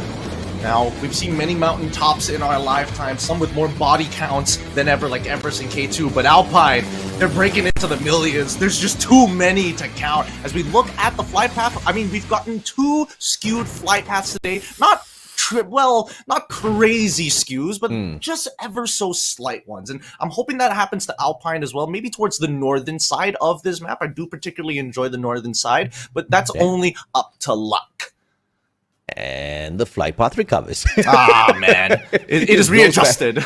Yeah, business as usual. I thought, game after game is just going to get skewed more and more towards the side and then give us that chaos that we were looking for. But once again, the flight path is just a tad bit too kind to the players. PE Sports is going to try to avoid a lot of these engagements by dropping far out in towards Railroad, potentially rotating into Carousel a little bit later on.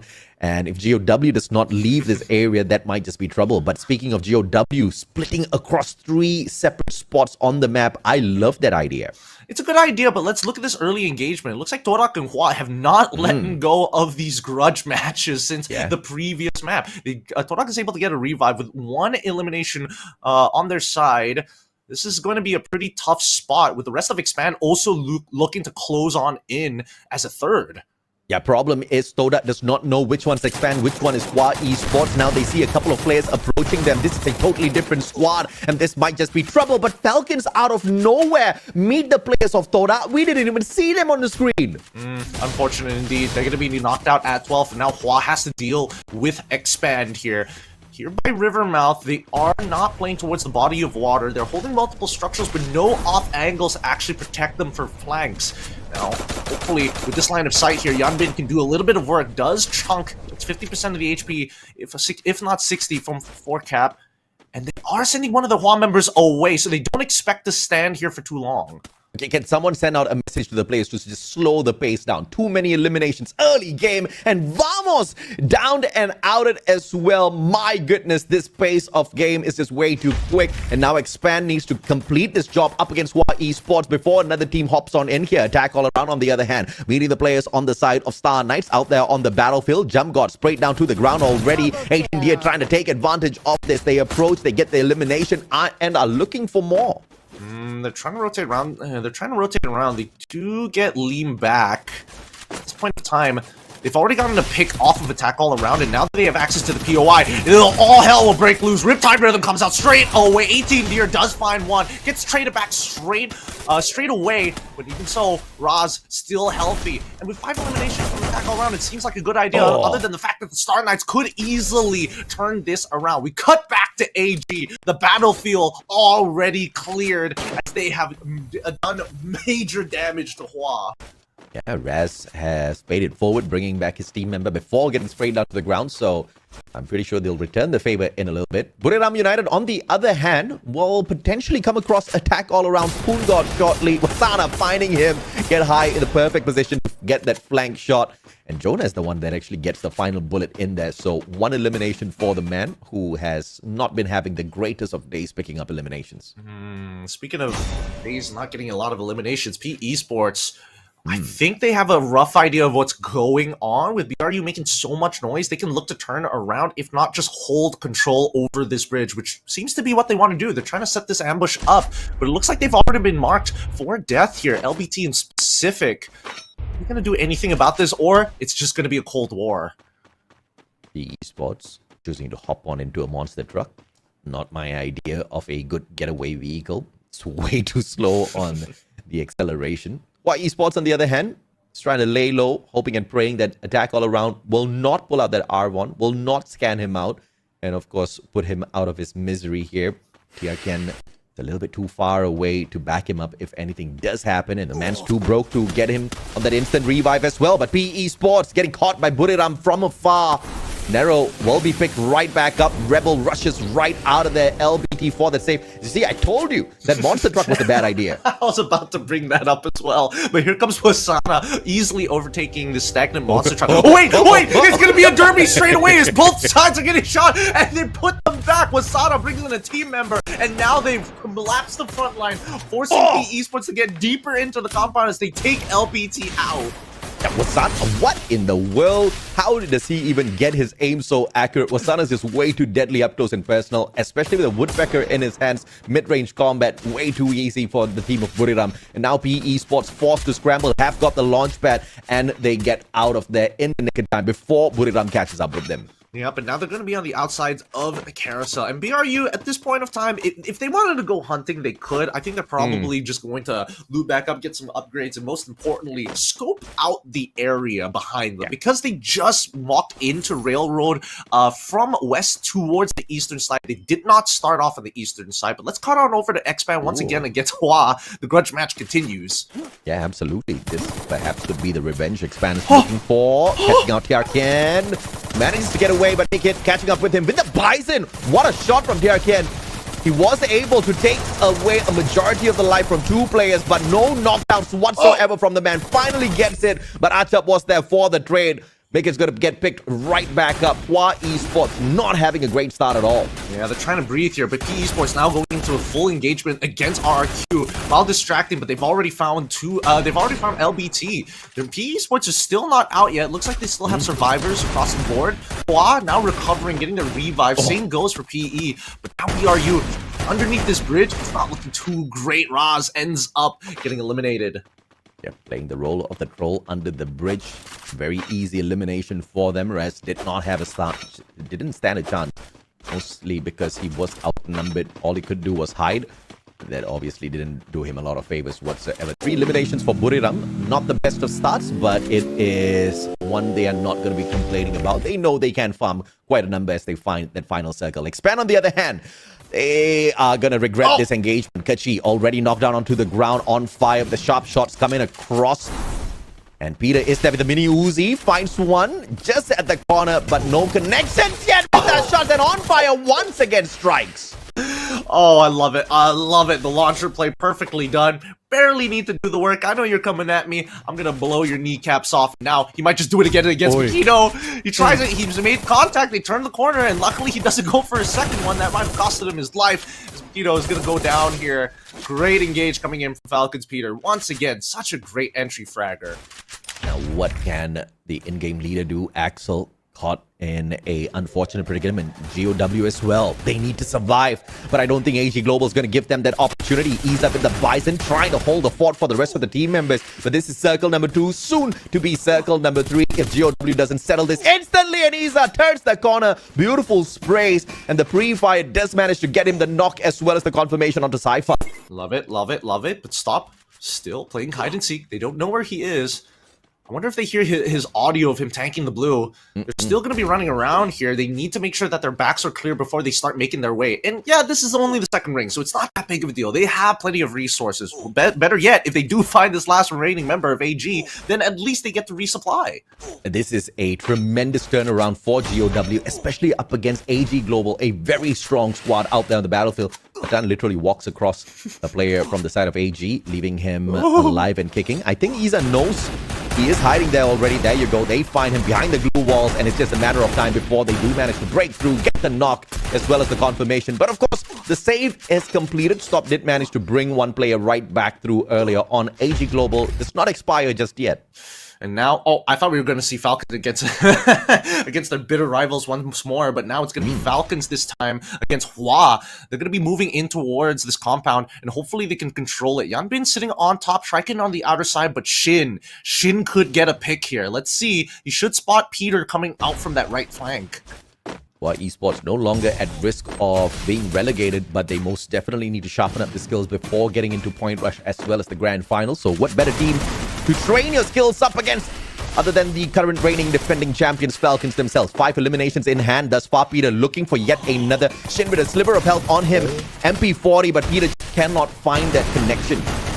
He's trying to make a hole for himself to get out. Oh, nice one. Drops out and regroups with the rest of the team. Good play coming in from Peter. And now on fire, just loading hell into the second floor, trying to get the collateral against the Hua members. Now, Kiroro making sure that he's covering every single angle here. As on fire jumps on in through the window, looking for opportunities, and also proccing almost every single Tatsuya dash here. He finds Triken. Shin goes down too, with 8 eliminations in the bag. They're looking for 2 more. Death the next to fall, and that's going to be Hua finally out of it.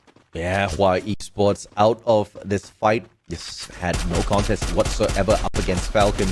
were just way more aggressive in that engagement. And this is the true potential of Falcons, I'll have to say. And I'm pretty sure on this final week of the knockout stages, as they have been lying low for a little bit too long, they are going to try to ravage the battlefield to look for these points. It's not like they need it, but I'm pretty sure they do want to pick up quite a number to show people, hey, you know what, we're still in here. We're not to be forgotten just yet. Yeah, speaking of people who need points, Expanded as well as the Star Knights looking back down at each other on the western front here. Outside of the ring, that's already been established on the third. Both have full fighting strength here. Expand has a lot of play area to work with, and it feels like they can actually walk on in. Yep, but they are going to scout before they do. Attack all around in a decent spot indeed. That far is red, but Buriram at the very edge of the circle, not really wanting to rotate in just yet. They've got a vending machine to play with as well, so a great big advantage for Buriram in case things do go south for them. RRQ towards the right, but RRQ is going to be a little bit occupied with the players of Expand who are playing Troll under the bridge. It's just a matter of time before they are found. If that R1 scanner, you don't even need that. Acham found. Ma'al puts an instant end to him with the M82. Oh, wait, I'm pretty sure RQ just saw one of the Falcon members drop down on the opposite end of the bridge here. Yep, and they take out one more. Here comes the second one. Maybe even a third. We'll see how this is going to play out, because now Expand members are starting to drop like flies, and even Peter gets taken out. Wait, by the Star Knights? Hold on, Star Knights have an angle on this? And yes, they're trying to get involved with RRQ while Buriram looks at this whole engagement go down. Yeah, if you're Star Knights, you just stay silent until that final circle. They started to make a little bit of noise. RRQ says, okay, we'll pay a little bit of attention to you. Riptide Rhythm, grenades, ice grenade, tossed onto its 18D as well. Razor has got a great connective point from up top. He's got that vantage point to get all of this information, but Star Knights not looking to show up just yet. They hide behind their glue walls, now tanking the blue, trying their very best to avoid the engagement with RRQ. Oh, Abe ends up getting knocked down here. This could be an opportunity, but it looks like BRU is getting involved, shooting the backs of the Star Knights as this engagement, the front lines fall down. RRQ will take down Roz as well. Let's see, Deer can fall quickly, try and fall up to look for the trade of his own, but Boots is doing a pretty good job at covering that right side. Liam, the next to go down here. Hopefully Roz, yep, able to take down Abe in the meantime. Finally the sniper is down, and BRU are kicking the front door open as they take on RRQ in an open battlefield. Yeah, at an opportune moment, Buriram choosing to strike. Razor, though, picks himself right back up with the Horizon line. That's going to get caught out by Get High. The backstab is absolutely sharp, and does get sprayed down. Ma'al just not in a great position to back him up. Now Get High exposed by the Riptide Rhythm, but a good defensive spot found for him. Falcons not going to be able to take advantage of that, but they do take advantage of Expand, who had their backs turned against them. Yep, and unfortunately, Nikito ends up falling regardless here. Falcons have full fighting strength, and Expand ends their run here at 8th. Now, controlling the southern side is going to be important, but this is a downward slope. It's ever so slight, so close for getting that last shot off from On Fire. Still caught in a maze as Get High finds Peter sneaking up right through his backs. And BRU take full control over this southern side. It doesn't look good for the Falcon members. On Fire is going to try and get away. Ends up getting knocked down with one remaining member left. You do see him running for that north side, hoping he doesn't get caught out. Yeah, man's running for his life for sure. And now GOW trying to take advantage of Buriram. This is not a fight you want, but GOW are already in a great place. They've already reached this stage, which means enough points from the side of placements. They should have enough firepower to sustain themselves, as well as that high ground advantage. Moshi has got the backs turned against the GOW players. The grenade, the split blitz will not find the connection, but GOW still have got a lot of time to gather their efforts to take that strike up against Buriram, as they are distracted by RRQ. Oh man, Falcons get eliminated here. God of Wolf slowly creeping up onto the BRU members, and RRQ think, you know what? This is our opportunity. We can start fishing here and trying to scalp as many points as we can. Glue Wall Melter's doing a lot of work. Same goes for the Riptide Rhythm, but that's a lot of resources being thrown at the wall. This is, oh my goodness, there is still plenty of glue walls to walk through. Yeah, Buriram sick and tired of someone shooting at their backs. They turn around and they say, what's your problem, man? And they take the fight straight up to GOW. But Demon sprays down Wastada. This is a big turnaround for the side of GOW. Jonah down on the ground as well. Demon doing God's work for the side of GOW and the whole of Vietnam. They confirm the strike onto Jonah. Get High sprayed down as well. GOW, the points they most desperately need, and they pick it off of Buriram of all teams. and it's attack all around, looking for that final haymaker. Give me your lunch money, my brothers, as they start running them down, bullying the members of GOW who have not recovered just yet. They aren't at full fighting strength, but they don't have much of a choice here. There's still 5 more squads to deal with, and hopefully they get bailed out by somebody else as they're launching themselves towards PE to hopefully get some covering fire. 2 of their members already knocked down, but here in this compound in the arsenal, PE hold out against them, and GOW get eliminated at 5th. So unfortunate with that launch pad. They were aiming for the very edge of the circle, but the circle was moving, and that puts them right outside to tank the damage from the blue. Attack all around already had the massive amount of damage on their backs. Unfortunate for GOW, just a little bit of a mistake with the trajectory. But now PE Sports, one of the teams desperate for points, are still alive and kicking up against AG Global. LBT gets sprayed down first as Jump God and Limit find him at the very same time. Narrow on Ban, can't really do much. AG Global towards their right, and the players of Attack all around right in front of them. Narrow steps on out with a sliver of health left on him, trying to play for those placement points, and he is successful in doing so. Don't Cry gonna be flanked from both Foki as well as Jump God, and this is the end for PE as Attack all around secures that booyah. Play it low and slow, wait for the right opportunities, and attack all around to show you why they're part of the top 3, consistently finding booyahs here and great angles to flush their opponents out. It was just a meat grinder at the very end. Oh yeah, absolutely. Attack all around. Beautiful stuff. Second booyah of the day, and there's just no better way to get this done on that final week. And the most important thing here for Attack all around is to make sure they just outperform all of their other weeks, because they're not really at risk of being relegated. You don't get extra money if you do place higher within the first knockout rounds. You're just looking for the top 12. So this is just extra flexes coming through from AAA. Yeah, and I mean, AAA are having the times of their lives. I feel like the opportunity presented itself. You know, maybe you could say it's a little bit of luck, of course, because there's just so much heat happening on that northern side that even GOW had a pretty good opportunity to actually take over this game. Yeah, absolutely. And Attack all around obviously had the best of positions. Buriram were in a great position to grab that booyah as well. Unfortunate for them, the circle was just not their friend this time round. AG Global put into the exact same predicament. PE Sports got caught between AG as well as Attack all around in that final sequence of battle and didn't really have luck on their side. They tried to get away. They split up on the battlefield, but little did they know, Attack all around had already split themselves up into a 2-2 buddy sort, moving towards the north as well as the south, and unfortunately that kind of got them caught with their pants down. PE Sports, we love the ideation, the execution just not on their side, but the fact of the matter is they got away from Buriram, they got to that final circle, they got the placement points that they were definitely looking for. I mean, we gotta talk about this early game, right? Because again, I don't know how long this feud is gonna go between Hua as well as Expand, because it seems like they're always at each other's throat in these past 2 maps, and it's really costing them, especially for Hua, right? They were never able to truly recover in this game. That's true. PE Sports, on the other hand, though, they did manage to get to the final circle, but I think the last time we sneaked a peek at them, I saw 1 elimination, which obviously is not going to do them a lot of good. But if they consistently find that final circle, then I guess they can just sustain just purely with those placement points. It's playing with fire, but whatever works for them, as long as they are picking up those points, I'm not going to complain in terms of how they're getting it done.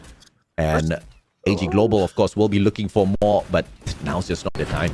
Yeah, I mean, I feel like PE Sports definitely could open up their doors a little bit earlier into the game, because again, they need the points pretty desperately, and I understand that they want to play for as many placement points as possible, but the problem is the firepower, right? If they can get just a little bit more firepower, that just could be the deal breaker for them. Yeah, I also think confidence is key here. PE Sports just needs to build that back up a little bit. But of course, the interview, let's see exactly what Attack all around has to say once again for their success.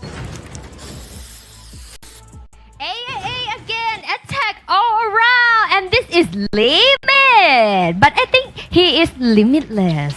So let's talk to him. What is that hairstyle? อันนี้คือผมทรงอะไรคะ ทรงจุกน้ำพุครับ the fountain yeah Like a, or maybe a satellite or something. yeah he said fountain What? lucky fountain right Lucky คุณผู้นำโชค Lucky Fountain What you use it for?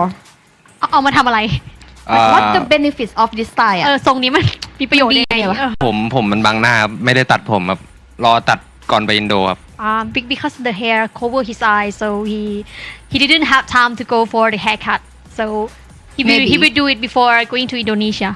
That means if we want to follow your new hairstyle, we can follow your social media, right? ก็คือถ้าอยากติดตามทรงผมใหม่ของลิมิตก็คือต้องตามในโซเชียลมีเดียช่องไหนคะ ก็ช่อง AA Limit ก็ได้ครับ ใน TikTok ครับ A limit in TikTok on TikTok.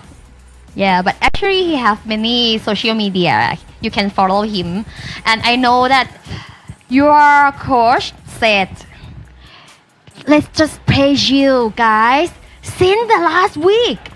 But actually, when the team want to play shield like this, they will play the shield style just only the last week only. Why your coach did like that? ก็ปกติพี่ยูกิเขาได้ยินมาว่าโค้ชบอกว่าให้เล่นแบบชิวๆได้ตั้งแต่อาทิตย์ที่แล้วแต่ว่าปกติแล้วเนี่ยโค้ชเขาจะบอกให้เล่นชิวในอาทิตย์สุดท้ายทำไมโค้ชถึงทำอย่างนั้นทำไมชิวเร็วกันจังจริงๆก็ชิวตั้งแต่วีคแรกแล้วครับแต่ว่ามันชิวคนละเหตุการณ์เฉยๆครับครับ Actually we did the shield style in the first week but it depends on the situation and the situation are different from this week. What is the difference from the first shield section and the second section แล้วมันต่างกันยังไงชิวตอนนู้นกับชิวตอนนี้ชิวแบบกดดันกับไม่กดดันนะ It's like pressure shield and non pressure so I heard that you have something to say to your fan like have more content in some channel can you say that to your fans ก็คือ Can you tell your fans ก็คือให้โปรโมทได้ข่าวว่ามีแบบเหมือนคอนเทนต์อะไรสักอย่างหนึ่งที่ทำลงสักช่องหนึ่งใช่ไหมให้ไปตามได้เงี้ยไปทำคอนเทนต์อะไรมาแล้วลงที่ไหนครับก็ทำคอนเทนต์ไว้ครับกับน้องชายผมเองครับคูก้าครับในแฟนเพจมังคุดเกมเมอร์ครับติดตามได้ครับว่าวันนี้จะเอา3 บูครับ3 บูนี่ So I made a content with my brother AA Kuga so you guys can go and follow at Mangkut Gamer Facebook fan page Okay, last but not least, I want you to say anything to your fan to make your fan have much more confidence that you're gonna get 3 booyah today. ฝากอะไรถึงแฟนๆหน่อยให้แฟนแบบว่ามั่นใจแบบเชื่อได้ว่าเราจะได้3 บooyah วันนี้ก็เน้นดวงครับเชื่อแน่นอนนะมีส่งจุกครับดวงดีครับวันนี้So just we focus on our luck because you can see that I already have the fountain hairstyle. Is that the way you make your fans confident? Okay, guys, let's get back to Shoutcaster.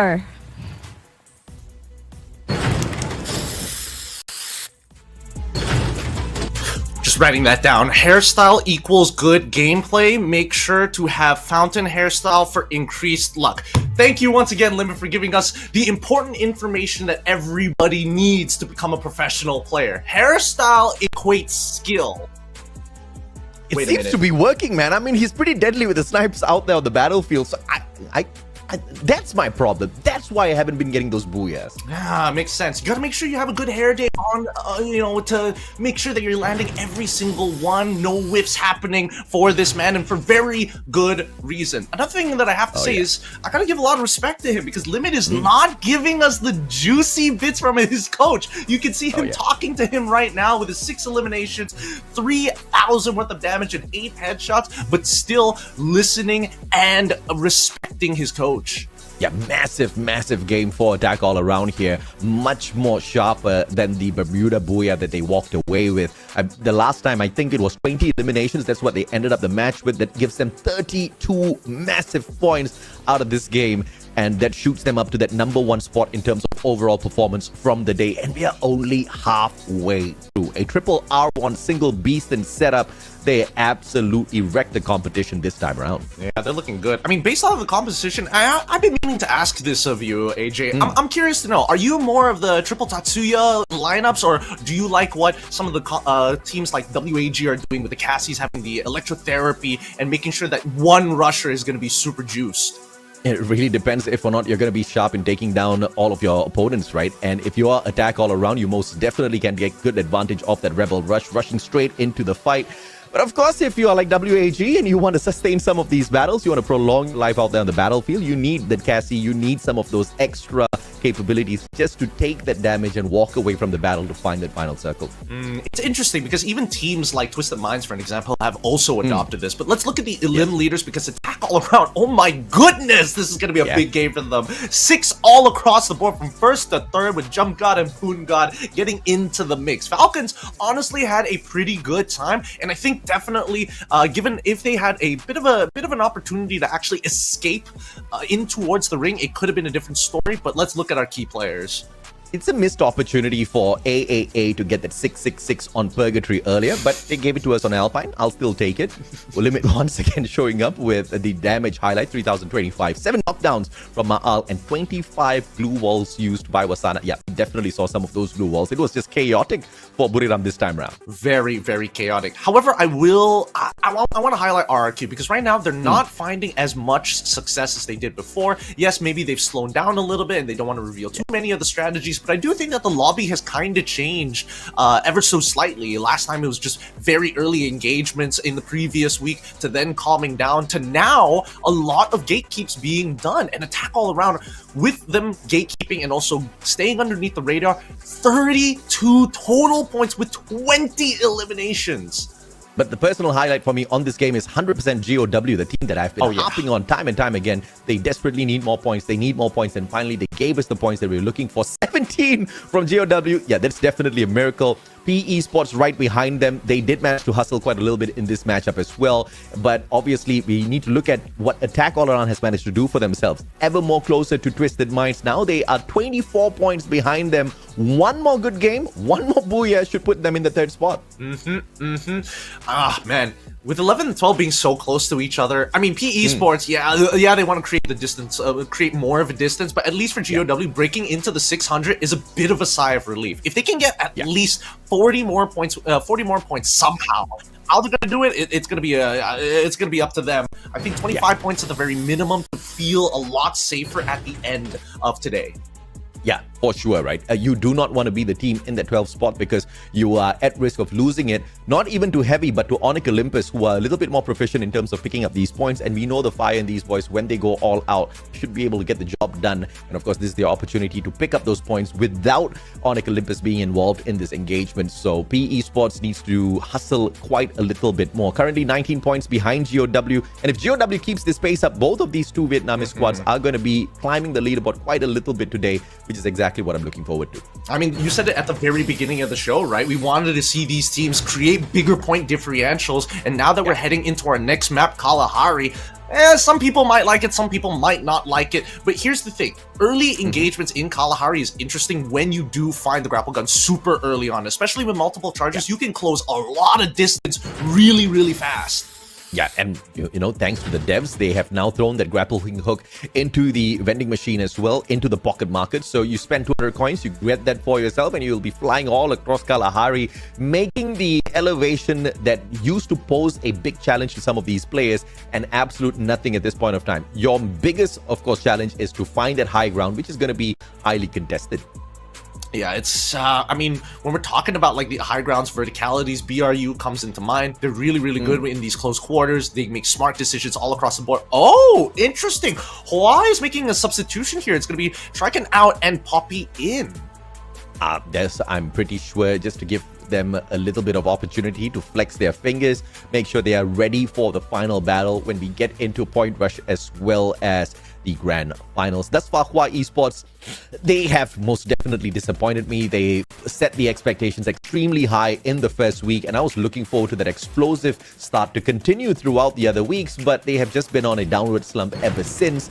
But I'm hoping for that to, of course, change when we head on into Point Rush as well as Grand Finals. Maybe they're just hiding whatever aces they've got under those sleeves. Wait, don't worry about Hua. They're going to have to go for that early engagement against Expand once more. Maybe Todak, we don't know here, especially underneath the hot sun. Stand beneath your feet. It is time to head on over to the map that people love or hate. It's Kalahari.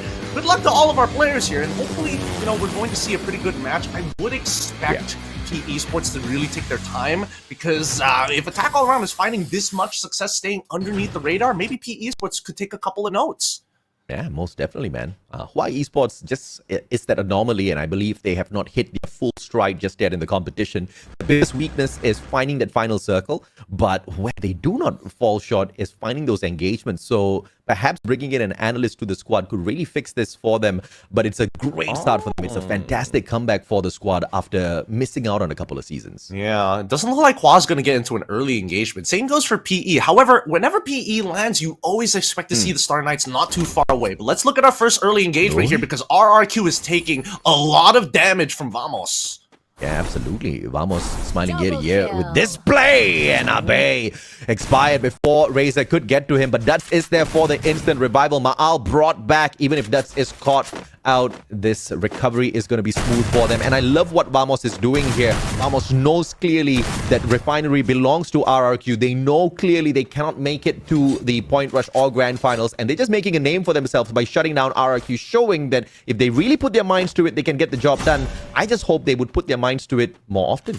Yeah, I don't know. It's tough to say, because again, Vamos definitely are more of a team that sprints than they do take a marathon run, right? You see them being very, very explosive, but at the same time, the lack of foresight sometimes costs them some very easy games. But now we do see that Dudes is marked for death. So the rest of Vamos, they know exactly where he is. They could look for the chase, if not just hold down Refinery, but it looks like they are going to go for the chase. They are not letting Dudes get away with this.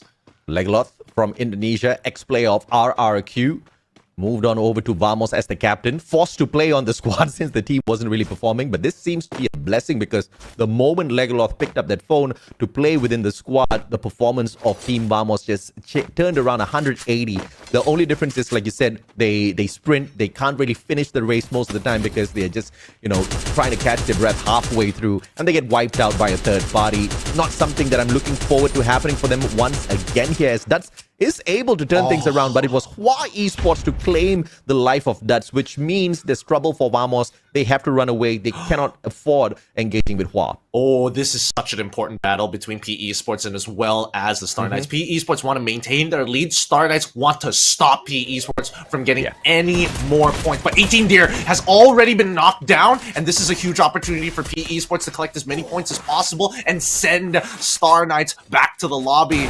Jumping straight away with the grapple hook, getting on top of Liam. He wasn't prepared for it as the Trogon takes him out. LBT does God's work as Faiz, he's got line of sight, but the glue walls deny him space and a line of sight. Don't cry being the distraction. Great movement from him. He can't seem to be touched right now as the electrotherapy is going to keep him alive as the rest of the PE Sports members will take down the sniper.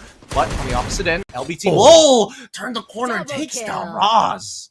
Brilliant play, biding their time, but now Falcons dropping by. They hear the sounds and they want to take advantage of this situation as the third party. One more taking that high ground, bird's eye view, playing perfectly to their names as Falcons. But Team PE Esports not going to be waiting, biding the time for Falcons to catch up. They turn around, they shut down On Fire, and they take that high ground away from them. LBT misses the jump. Nero, on the other hand, does manage to get on up there. He's got the Trogon in hand, but Maze of Glue Wall stops them from getting to their target.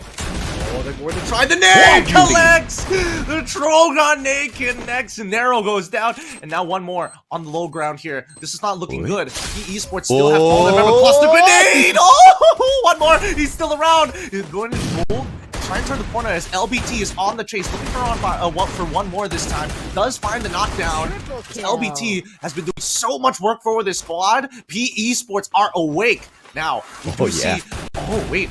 Falcons, they're giving up on this fight. The last two members will fight off. Somebody else ran away. Peter goes down, and PE Sports with 7 eliminations. Holy mama, where was this version of PE Sports all this time? But I am not complaining, baby. Bring me more. 7 eliminations from the get-go. Star Knights didn't stand a chance. Even Falcons attacking them from the back didn't stand a chance. Even Falcons did not expect them to turn things around in that way. RRQ looking for a little bit of revenge up against Expand. Chap straight down to the ground. Razor was there with his Bison. Axel nowhere in position to provide them that backup. Ice Grader gonna be tossed in. Ma'al looking for that high ground to connect with a VSS. Just managed to find the connection. Axel loses half his life. That's going in for the follow-up as well. Kachip with a sliver of health. Can they get this knock here? Dutch has got the vector in hand, goes in for the sprays. On the opposite side, Ma'al cuts off the rotation with the Bison. Axel tagged up as well. And this will have to be the end. Expand out in 12.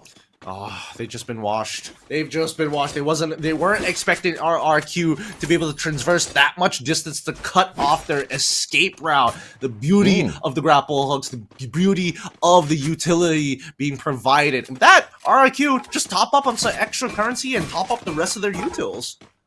I don't know how they managed to catch right back up with them, but that was a beautiful play from RRQ. 4 eliminations in hand. The recovery is perfect. Now it shrines. Oh, goodness me. And Vamos as well, kind of biting the dust there. Nero finding the final player, taking them out of the equation. 2 Malaysian squads out of the run. All right, let's jump on over and see what BRU is doing. And it looks like BRU has figured out that GOW has been kind of mirroring them throughout these matches, and they're not happy with that. BRU don't want to take this early engagement unless they've got accurate info. I do see that the binoculars were being used, and also a UAV earlier. I'm pretty sure they know that Iza is sitting right at the top of that watchtower. I love the rotation by GOW here. Buriram trying to very slowly wrap around them. But they haven't managed to catch any players just yet. And like you said, Iza with a watchtower, high ground advantage, bird's eye view, sees the rotation of the players on the side of Buriram as he provides the rest of his team members the info. Iza sniped down from the tower. Wasana finding the connection. But he drops down to the ground, looking for that pickup. Question is, can they get it? Man still bleeding out. They need to do something fast here. Oh, Asana, he whiffed it. He's gonna go onto the low ground and try. He's gonna take the grapple. He sees Iza flying up, but he doesn't know that some of the GOW members are literally right underneath him. Asana turns the corner and finally starts making contact here. He's to deny the launch pad, and he's gonna try one more time. Tan unfortunately does not win that out against Wasana.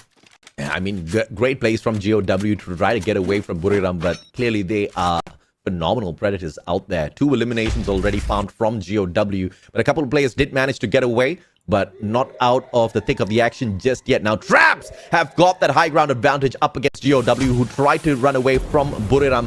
Out of the pan into the fire for this squad. GOW now trying their very best to hold on after a fantastic start to this map.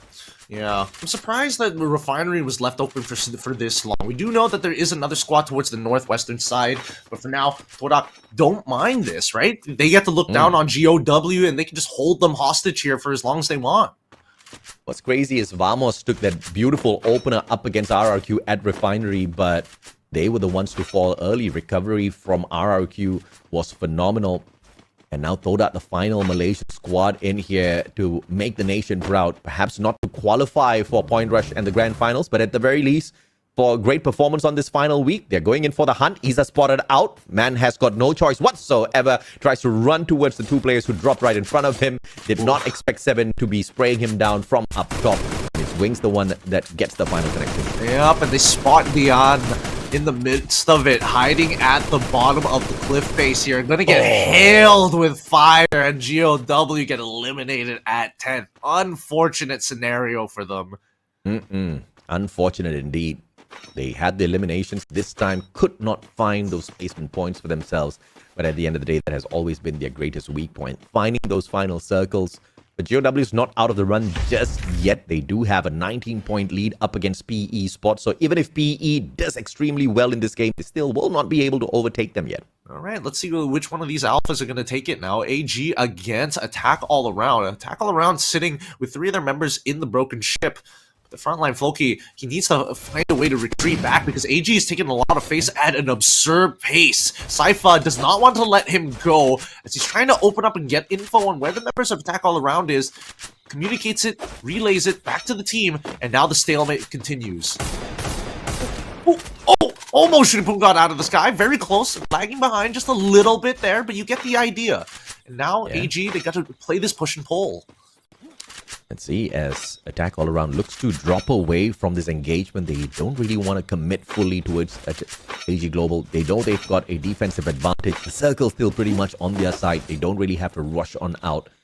They'll have to wait a few more seconds to see exactly who gets that first connection, because that's going to start that full-on engagement. PE Sports, surprisingly, the leaders of eliminations in this lobby, but they are going to be gate kept for the moment by Falcons. Peter looking for that opportunity to once again take the strike against them. Earlier on, Falcons almost bit the dust up against PE Sports, but now they've got a slight bit of an advantage here. But circle number 2 is not the greatest damage circle 3 is not the greatest damage dealer, so they can breathe easy for a bit. I am curious to know whether PE Sports, yep, they have a launch streak, and they're going to be able to get right into the ring and head in from the eastern side. Falcons going to keep up with the chase here. Peter, not going to let this go just yet. You don't just beat Falcons and get 7 eliminations without anything, but it looks like attack all around. Do notice, and they fall right in front of their line of sight. AG is just behind them, and attack all around need to make a choice, and they want to take out PE. Yeah, that's it, man. LBT now desperately looking for the revival. There is a vending machine inside there, and he's going straight up for it. But the problem here is attack all around knows that. And Falcons from afar, they do drop in a couple of shots. Now, AG Global, understanding attack all around is distracted. They are going to go in for that shot. Folky spots out Dew, trying to take that high ground advantage up against him. AC80 finds the double connection. Dew has got that M82B, so those glue walls not going to help out Folky. Attack all around in a little bit of trouble. Now, this chaos helps PE Sports, buys them a little bit of extra time, and they can go in for the revival. Oh, they're going to try Narrow and as well as LBT. LBT is just taking its time, but Falcons going for the full engagement, trying to get onto the high ground where attack all around is currently. Maybe forcing Floki out of position? No, they're still trying to hold on. Somebody needs to bail them out, and AG, they're allowing this to happen. Dew's going to take pot shots here, as we do see glue wall melters being deployed at the same time. Peter already down, Sypha, and here comes Caramel as well. AG now looking to clean up this fight. Narrow sneaks away, and it looks like one more might be tailing immediately after him. Stop on the bottom floor is going to notice both of them, as Sypha has already taken out Purgatory and as well as Floki. It's looking so good for AG. They might become the elimination leaders after they've cleaned up the area. Falcons taking so much damage. Oh, attack all around, getting eliminated pretty quick too. They gotta win this fight, and Stop is here to see Narrow, and takes him out with the Trogon himself. Wins out the CQC, 7 eliminations in the bag. Don't cry. Just a little bit off from Katarina, but we cut back to Todak. Patience surely pays for AG Global. The opportune moment, taken good advantage of to sneak in and take out attack all around. But Star Knights, unfortunately, faltering as well as they fall, getting eliminated in 7th. Todak following suit. RRQ absolutely wrecking havoc out here. Whoa.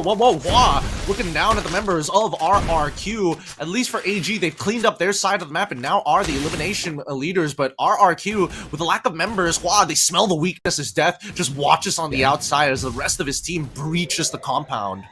Esports looking for the finisher here up against RRQ. Ray with the Togon in hand tries to sneak away, but Poppy says hello. Ma'al and Abe both drop, and it looks like a revival did come through. Nope, it did not. RRQ downed and out. Someone had the horizon line, just did not have the time to use it.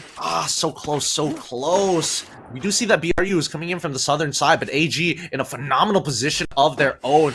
Easy way to make it into the ring. Has high ground, has a very good vision over the rest of the landscape of the map. And now with Don't Cry, hopefully they can just flush him out here and now to secure their 12th elimination of this game. Don't Cry already low. He got clipped by the Trogon here, and Sypha won't let him through. 5th place. That is going to be the poor esports members. Yeah, it's good enough for PE Sports here, a team that's still in the 12th spot. It's not going to be enough to overtake GOW, but just enough to make sure the pressure is there on Heavy and Onyx, who are not playing today. Falcon outside the circle, Kororu dealing with heavy damage being given to him by the blue. What in the world? Riptide Rhythm straight up to Moshi, and Caramel finding that perfect connection. The timing was sublime. Oh my goodness. Oh my goodness. Karo got so lucky. So very lucky that Moshi got taken out there. But still, Wasana not going to let him go through. It's going to be a triple kill for here as they get Moshi back up to speed at full fighting strength. Now, BRU have been bowing out early because they are down a man in those final rings. And Hua wants to be a part of this, and AG looking to encapsulate everybody. Wait, what the heck? They're literally walking outside of the safe zone. They already had a good defensive spot, but they just want to take this fight up to the rest of the teams. Buriram now going to be flanked from the left-hand side, and an AG Global taking good advantage of all of this chaos. Get high down on the ground. Wasana can't go in for the pickup just yet. Stop meets him halfway, puts him on the ground. Moshi, the long-range specialist, cannot deal with an up-close and personal fight up against so many players. AG Global wipe the floor with Buriram. Oh my goodness, they're going to start consuming the rest of this lobby. Like AG, I've seen this momentum before with Falcons only having one member, and Hua, a majority of them have taken the portal. Wait, actually, only Death took the portal, go out of there. Yanbin and as well as Shin are just gonna leg it. I think they spotted out the last remaining member, Peter here from Falcons. And while looking for the final finisher before dealing with AG Global, they know they don't have a chance for the booyah, so they go in for that extra point. And now it's a 2v4 unless they do manage to pick up their player Shin, who has a sliver of health left on him, manages to bleed out there as Dew got that final shot. AG Global still chilling outside the circle, trying to go ring around to the Rosie on this van, looking for Death to deal the exact same to him. Yep, and eventually it's gonna fall. And that's beauty. Can't do much about it. With Death gone, while with one remaining member left, Yanbin, he's gonna eventually fall still. AG, they played such a good game. Played it patient, played it hyper-aggressive, and things just kept on working out for them to succeed in this map. Booyah for AG Global. AG Global with the second booyah of the day to equalize up against Attack all around. And there's a huge possibility here they overtake Attack on the overall leaderboard for the day's performance after the phenomenal style of walking away with the top spot. I mean, they could have just just waited in that circle, the final one, drop them halfway, but decided, you know what, let's just go all out with it, and that was the best decision that they really did. I was so surprised that they made a call like that, right? Because we did see a couple of knockdowns in the feed itself from two separate teams as well. They knew that it was going to be a close engagement, but the fact that they wanted to go for high ground and then start clearing the bottom floors was a pretty good idea, because as they were clearing, they're basically on the outside of Hua, and may I say, I think it might have, both Hua and as well as AG, they were on the same wavelength. They saw the BRU logo on that blue wall as they made it into the compound, and they both agreed, hey, you take that side, I take this side, we can flush these guys out. Oh yeah, absolutely, man. I mean, that opportunity was just literally a low-hanging fruit, and they were thinking, you know what, we are already at a position where we need those elimination points, so let's just go all out, right? They put themselves through the test, and once again, Hua Esports is not a team that struggles, to find those eliminations. They are, in fact, much better at finding those eliminations than finding that final circle. So this was, in the overall grand scheme of things, a great game for Hua Esports after a long time. Man, but this boat was just so bloody. So many teams fell here so quickly, and I think that I felt real bad for PE Esports because it's kind of unlucky, right? You start off so well in the round, and just one unfortunate not knowing that you're walking into the middle of a Cold War happening against AG. That was all forced by Falcons, and PE Sports ended up gifting the booyah to AG Global, mainly because it was a situation where AG Global was already scouting out Attack all around, just waiting for that opportune moment. All around was scouting out AG, waiting for their own opportune moment, and then the distraction came from the back in the form of PE Sports. Attack all around took advantage, of course. They picked up decent points, but were punished for it. But of course, ladies and gentlemen, boys and girls, let's throw it back to Yuki, who's having a lot of questions to throw to these players. It's an all-out Thailand day.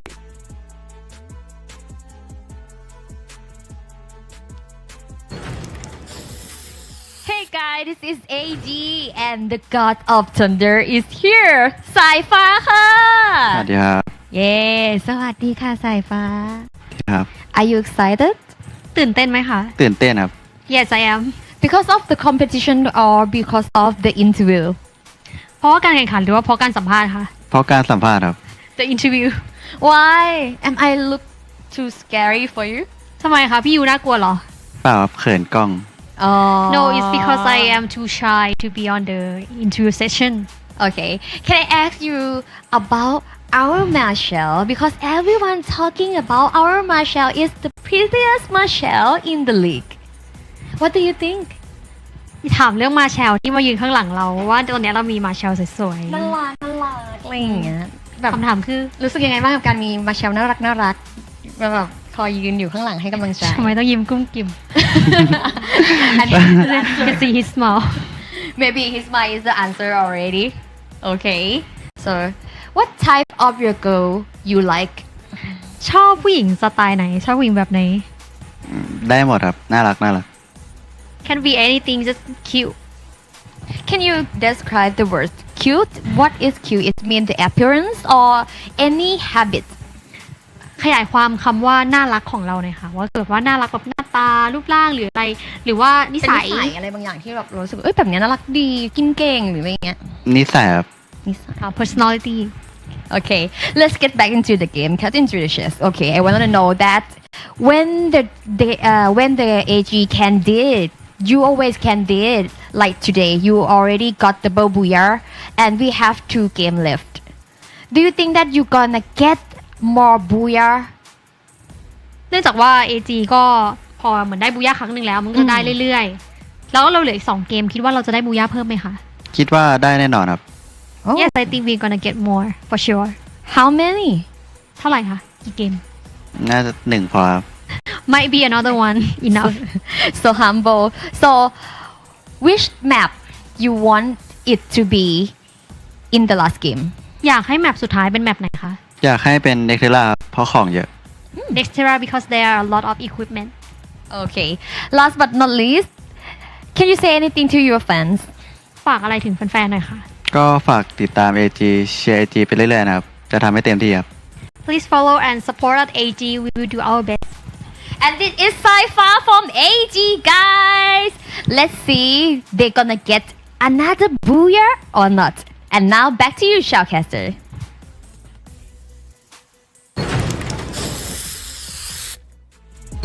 Thanks, Yuki. A way to introduce the man, the god of thunder. I've never seen a player be so shy and blink that many times in a single interview. Somebody's got to get a counter on that. But there's a reason why he's the god of thunder. He's quick, he's fast, and most importantly, he is so sharp at running down his targets. Yeah, absolutely. AG Global, when they do get aggressive out there on the battlefield, it is pretty difficult to put a pause on their stride.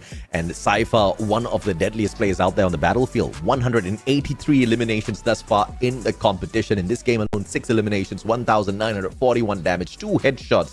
Either way, he is trouble if he shows up, especially alongside you out there. I'm just so glad that AG has changed up their play style. They used to play, they had this early strat of having 3 of their members kind of drop down, and then Cypher kind of does his own thing to look for eliminations, similar to Attack All Around's limit. Both of them kind of did this. Both of them kind of messed around with other people. But now that AG has gotten a good idea of how everybody plays, they've downloaded that information. They stick as 4. You can see that they are confident in their gunfights, especially in a full 4-man squad. For sure. Stop Cypher, Dew, and Caramel walking in with the triple Tatsuya as well as the A124. Even with the Silver Spoon, Joseph would not be able to save a lot of them, unfortunately, because even if you do negate the effects of the A124, you cannot negate exactly what Dew and Cypher bring onto the battlefield, which is just pure deadly firepower, right? And we saw how sharp and accurate they were in terms of waiting for that opportune moment and then jumping in for the critical strike. Massive number of eliminations for them this time. Dang, look at the damage distribution across the board. The whole team was farming this game. This is a very dominant performance coming in from AG, and we don't get to see too many of these types of dominant performance. Maybe from like the hottest week of BRU, but AG, they've done this before, and it feels good to see them trying to do it again here. For Nexterra, I'm not so sure if they're going to get away with it. I understand the concerns that Cypher has, especially when you look at it in first place, it's going to be Cypher with 6 elims, Stop at 3rd with 5 elims, and then Do with 4. But Hua has been catching up pretty quick, and even P Esports has surprised us with the early game eliminations. Yep, great consolation here for the Vietnamese squads. P Esports, especially the team that most definitely needs to climb that leaderboard a little bit more. And now they should be so much more closer to GOW. GOW hasn't been having the greatest of days out there. PE just slightly better than them. But of course, the other key players out there is also Buriram with the Wasana headshots, 10 of them in total. It's just that they bowed out a little bit too early. Yeah, unfortunate situation, right? They got identified as BRU and then everybody decided to gang up on them in one compound. Not the funnest time for them, but I am genuinely concerned for Hua at this stage of the game, right? They have 19 points here, but it's a high-risk, high-reward play style. But once again, congrats to AG Global. 31 points, big points for them, but everybody else, it is starting to look pretty grim as the day goes by. From 7th place onwards, they're barely breaking into double digits. Yeah, Star Knights kind of faltered this one. 3 points. GOW only picked up 1, but PE Sports definitely kind of keeping their end of the bargain out here for the Vietnamese region. PE Sports with the 15. This one's a miracle because they have been pretty consistently, doing decent in their matches. And if this continues, then getting into or flying into Jakarta is not going to be an impossible situation at all. Now, 599 points, just 5 points behind GOW. But the more important point is they're running away from Onyx and Heavy. Yeah, they're getting further and further away. Having a 45 deficit, a 44 deficit, sure is a good idea, but generally they want to get close to 80-point differential between Heavy and themselves. Then you can kind of play the odds here because Heavy doesn't necessarily get 80 at an average of 80 points every single week. Yeah, absolutely right. And of course, that would be a great thing if they could pull something like that off. But they do have their own challenges. But when you look at the left-hand side of the leaderboard, the top flight teams are still flying up high. They don't seem to be having any problems whatsoever. And they're just sharpening their skills ever more before getting to Jakarta, just so that they can deal with the extra home ground advantage that the Indonesians have. Speaking of which, the Indonesian teams are not really doing all that too well. Well, I do think that they kind of toned down unironically. Maybe not for the Star Knights because they're definitely in a more precarious situation, so they have to be a little bit more aggressive and more desperate in some of their plays. But teams like RRQ in particular, feels like they can't get into the positions that they're looking for. Their end game scenarios haven't been as clean. Yeah. Surprisingly, I think they're focusing more on eliminations than looking for the final circles. They're usually extremely good at it. But of course, we'll figure out if or not they are going to go for the final circle play once again in the final 2 games. We're going to take a quick short break. When we come back, we'll jump into Nexterra.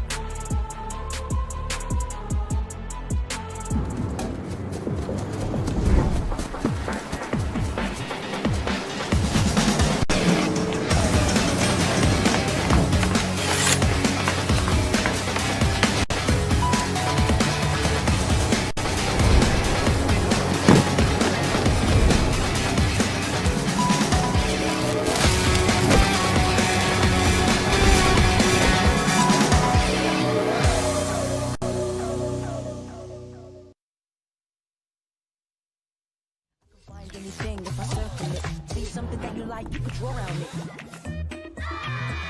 Can you circle it? Cause I can circle it. See something that you like, you could draw around it.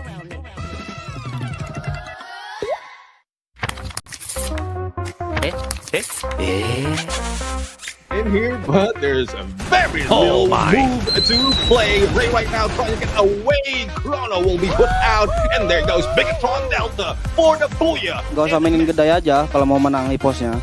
With that AWM in hand, a little bit too close, and did they finally finish up Wasana? Kalau Buya tidur aja, jangan counting. Now,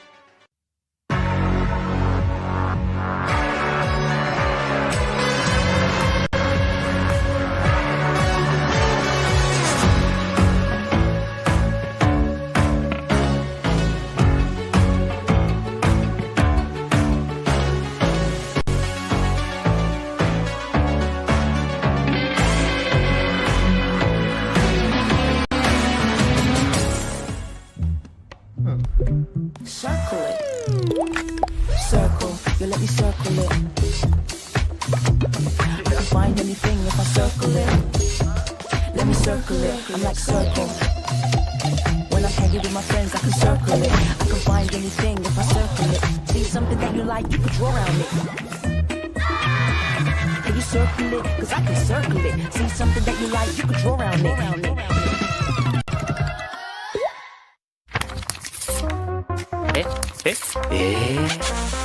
In here, but there's a very little move to play. Right now, trying to get away. Chrono will be put out, and there goes Bigatron Delta for the Booyah. Gak usah mainin gede aja kalau mau menang e-posnya. With that AWM in hand, a little bit too close, and did they finally finish up Wasana? Kalau Buya tidur aja, jangan taunting. Now, there's no going in. Moshi right now goes in for the jump, but Moshi still goes down. Brim United back-to-back Booyah. Trying to make the best out of this as they spot out Allen with a Wukong. Turns into a bush for just a sliver of a second, but Buriram, a back-to-back-to-back. ฝากติดตามพวกผมนะครับรายการนี้จะเอาแชมป์มาฝากทุกคนให้ได้ครับก็ Team Aim got backing him up. Nameless goes down, slamming down on the ground. Good day from afar. He was divided with the final Booyah.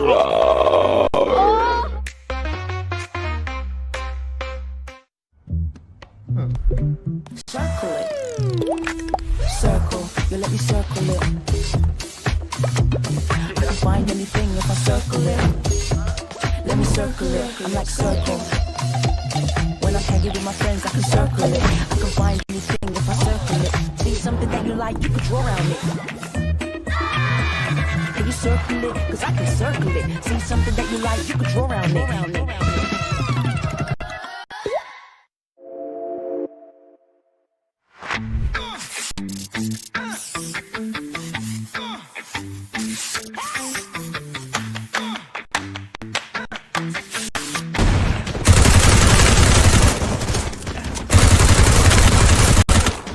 First blood.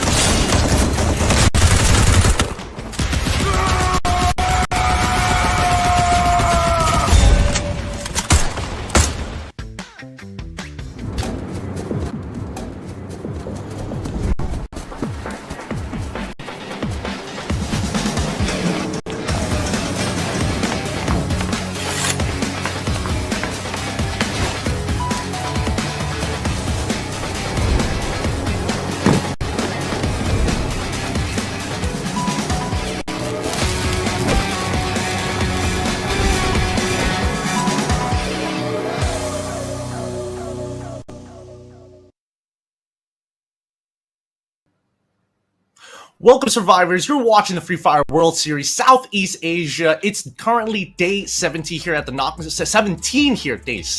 17 here of the knockout stage. And so far today has been pretty exciting in the past 4 maps. If you haven't watched it, rewind to go check it out because the fall season does not disappoint as teams are building up to the global grand finals at the end of this year. Now, with me getting Q as well as AJ Mustachio, we're going to be bringing you the action here because teams have now become a little bit more bloodthirsty, and just like my lights in my room right now, they are turned on and turned up.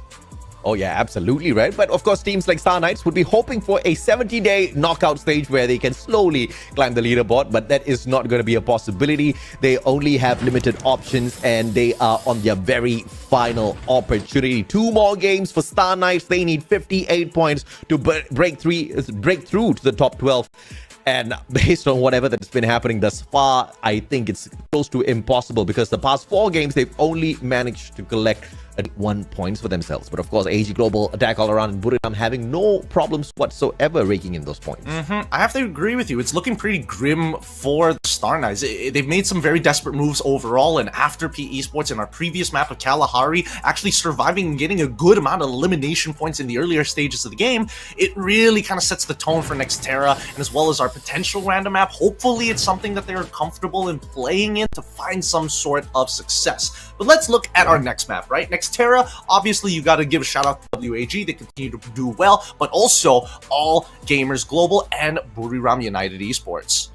Absolutely. And of course, if we want to add in another team that is playing from Group B in the top 3, you can also throw in Falcons there. If you want to drag in the top 5 performers on Nexterra, you can add in Attack All Around as well as PE Sports. This is most definitely going to be a big fight for all 5 of these squads for that booyah, for that final opportunity to grab some points on Nexterra, because you don't know if or not that randomizer will bring you back here again. It looks like a substitution is being made. It's going to be Ton 4T this time round. Hopefully that's going to make a difference. Get everybody warmed up as we're getting closer and closer to the point rush. Now let's look at our top 3 damage dealers here, all of which are snipers, all of which use the AWM, but only one about to touch 10,000. Oh yeah, absolutely. And of course, Dew continues to wreck the battlefield. 202 eliminations thus far, 159,000 damage overall in the competition, 9,914 just from today. That's pretty crazy, right? And of course, Limit right behind him with the AWM, but can't match up to his prowess just yet. He needs to continue hustling for quite a little bit. But when you take a look at the performance from Hua Esports, although overall in the grand scheme of things, they're not the craziest team out there when it comes to picking up points, today they haven't really had a really bad day. Yeah, they haven't really had a bad day just yet, but I do think that, based off of their average elimination points, I think they should really just lean into that from this stage onwards, right? Same goes for Team Falcons, who haven't had as much success. They've been kind of killing it when it comes to down to squad v squads, but sometimes it does get a little unfortunate at the same time when they get looked down upon from many different teams. I think their overall strategy is great and it works really well for this lobby. The major problem is coming into that mid game. It's kind of a 50-50. It's either they make it all the way to the end or they bow out relatively early in 5th or maybe even 6th. Yeah, I still call bluff on whatever Falcons is doing out there at this point of time. I think they are still just trying to make sure nobody sees them as a threat, and then they plan to explode on the point rush as well as grand finals. But I think it's a huge risk at the very same time, because you're not really getting into the thick of the action. Everybody else is warmed up. Everybody else is ready for the explosive fight that's going to happen at point rush as well as the grand finals. Falcons, on the other hand, are kind of staying out of all of those big fights, which could just creep up on them towards the very end. 6 booyahs overall from the knockout stage after playing 64 games. I think is not really a good mark for the reigning defending champions. It can definitely be better. I'm with you with that potential bluff. We'll see whether or not the point rush is going to, verify our concerns. But here's the stars that we must watch. Obviously, AG Do, I think people are pretty tired because his name just keeps on popping up. He's everywhere all the time. But Limit and as well as Maul have been doing really well, respectively. Limit in particular, right? Attack All Around is currently in a position where, again, they've had dominant games, but it feels like, sometimes it feels like some of these eliminations are kind of handed to them. It's tough to say whether they're in the right place or right time, or for their opponents, it's just wrong place, wrong time. RRQ's Ma'al, on the other hand, has been having a decent play out there. He's ranked as a support player, but he's the sniper of the squad as well. So this is a great comparison between these 3 players that we have to look out for in this next match. But in the grand scheme of things, RRQ hasn't really been doing much today. And even though they haven't been doing much, they're still ranked 4th in the overall day's performance, which is very impressive. This is not the team going all out, and still they're in the top 5. If they did put in effort, you can just imagine what they're capable of. Well, there's a collection of reasons why I think that RRQ, at the very least, yes, they are getting good positional points, but I think like a majority of the time, especially with our top 3 of BRU, AG, and as well as Attack All Around, I would make an argument for PE Sports as well as Hua sometimes, especially when we come down to that mid game. But those 3 teams, Attack All Around, AG, and BRU, they are just farming this lobby really hard right now compared to everybody else. Yeah, most definitely. And of course, PE has got 2 more opportunities to pick up those points. They're now 5 points behind GOW. Overtaking GOW shouldn't really be an impossible thing here. But of course, let's also focus down on the player head-to-head between AG Global and Hua Esports. Death versus Cypher. And it's pretty neck and neck when it comes to the eliminations. Death actually outdoing Cypher with the damage, surprisingly. Yeah, I think that, Death is a sniper, so it's expected to him to have some pretty high damage. And the way that Death plays is really very much like a hitman. He sits there, you think, is he gonna take the shot or not? And the next thing you know, the opponent's already on his knees.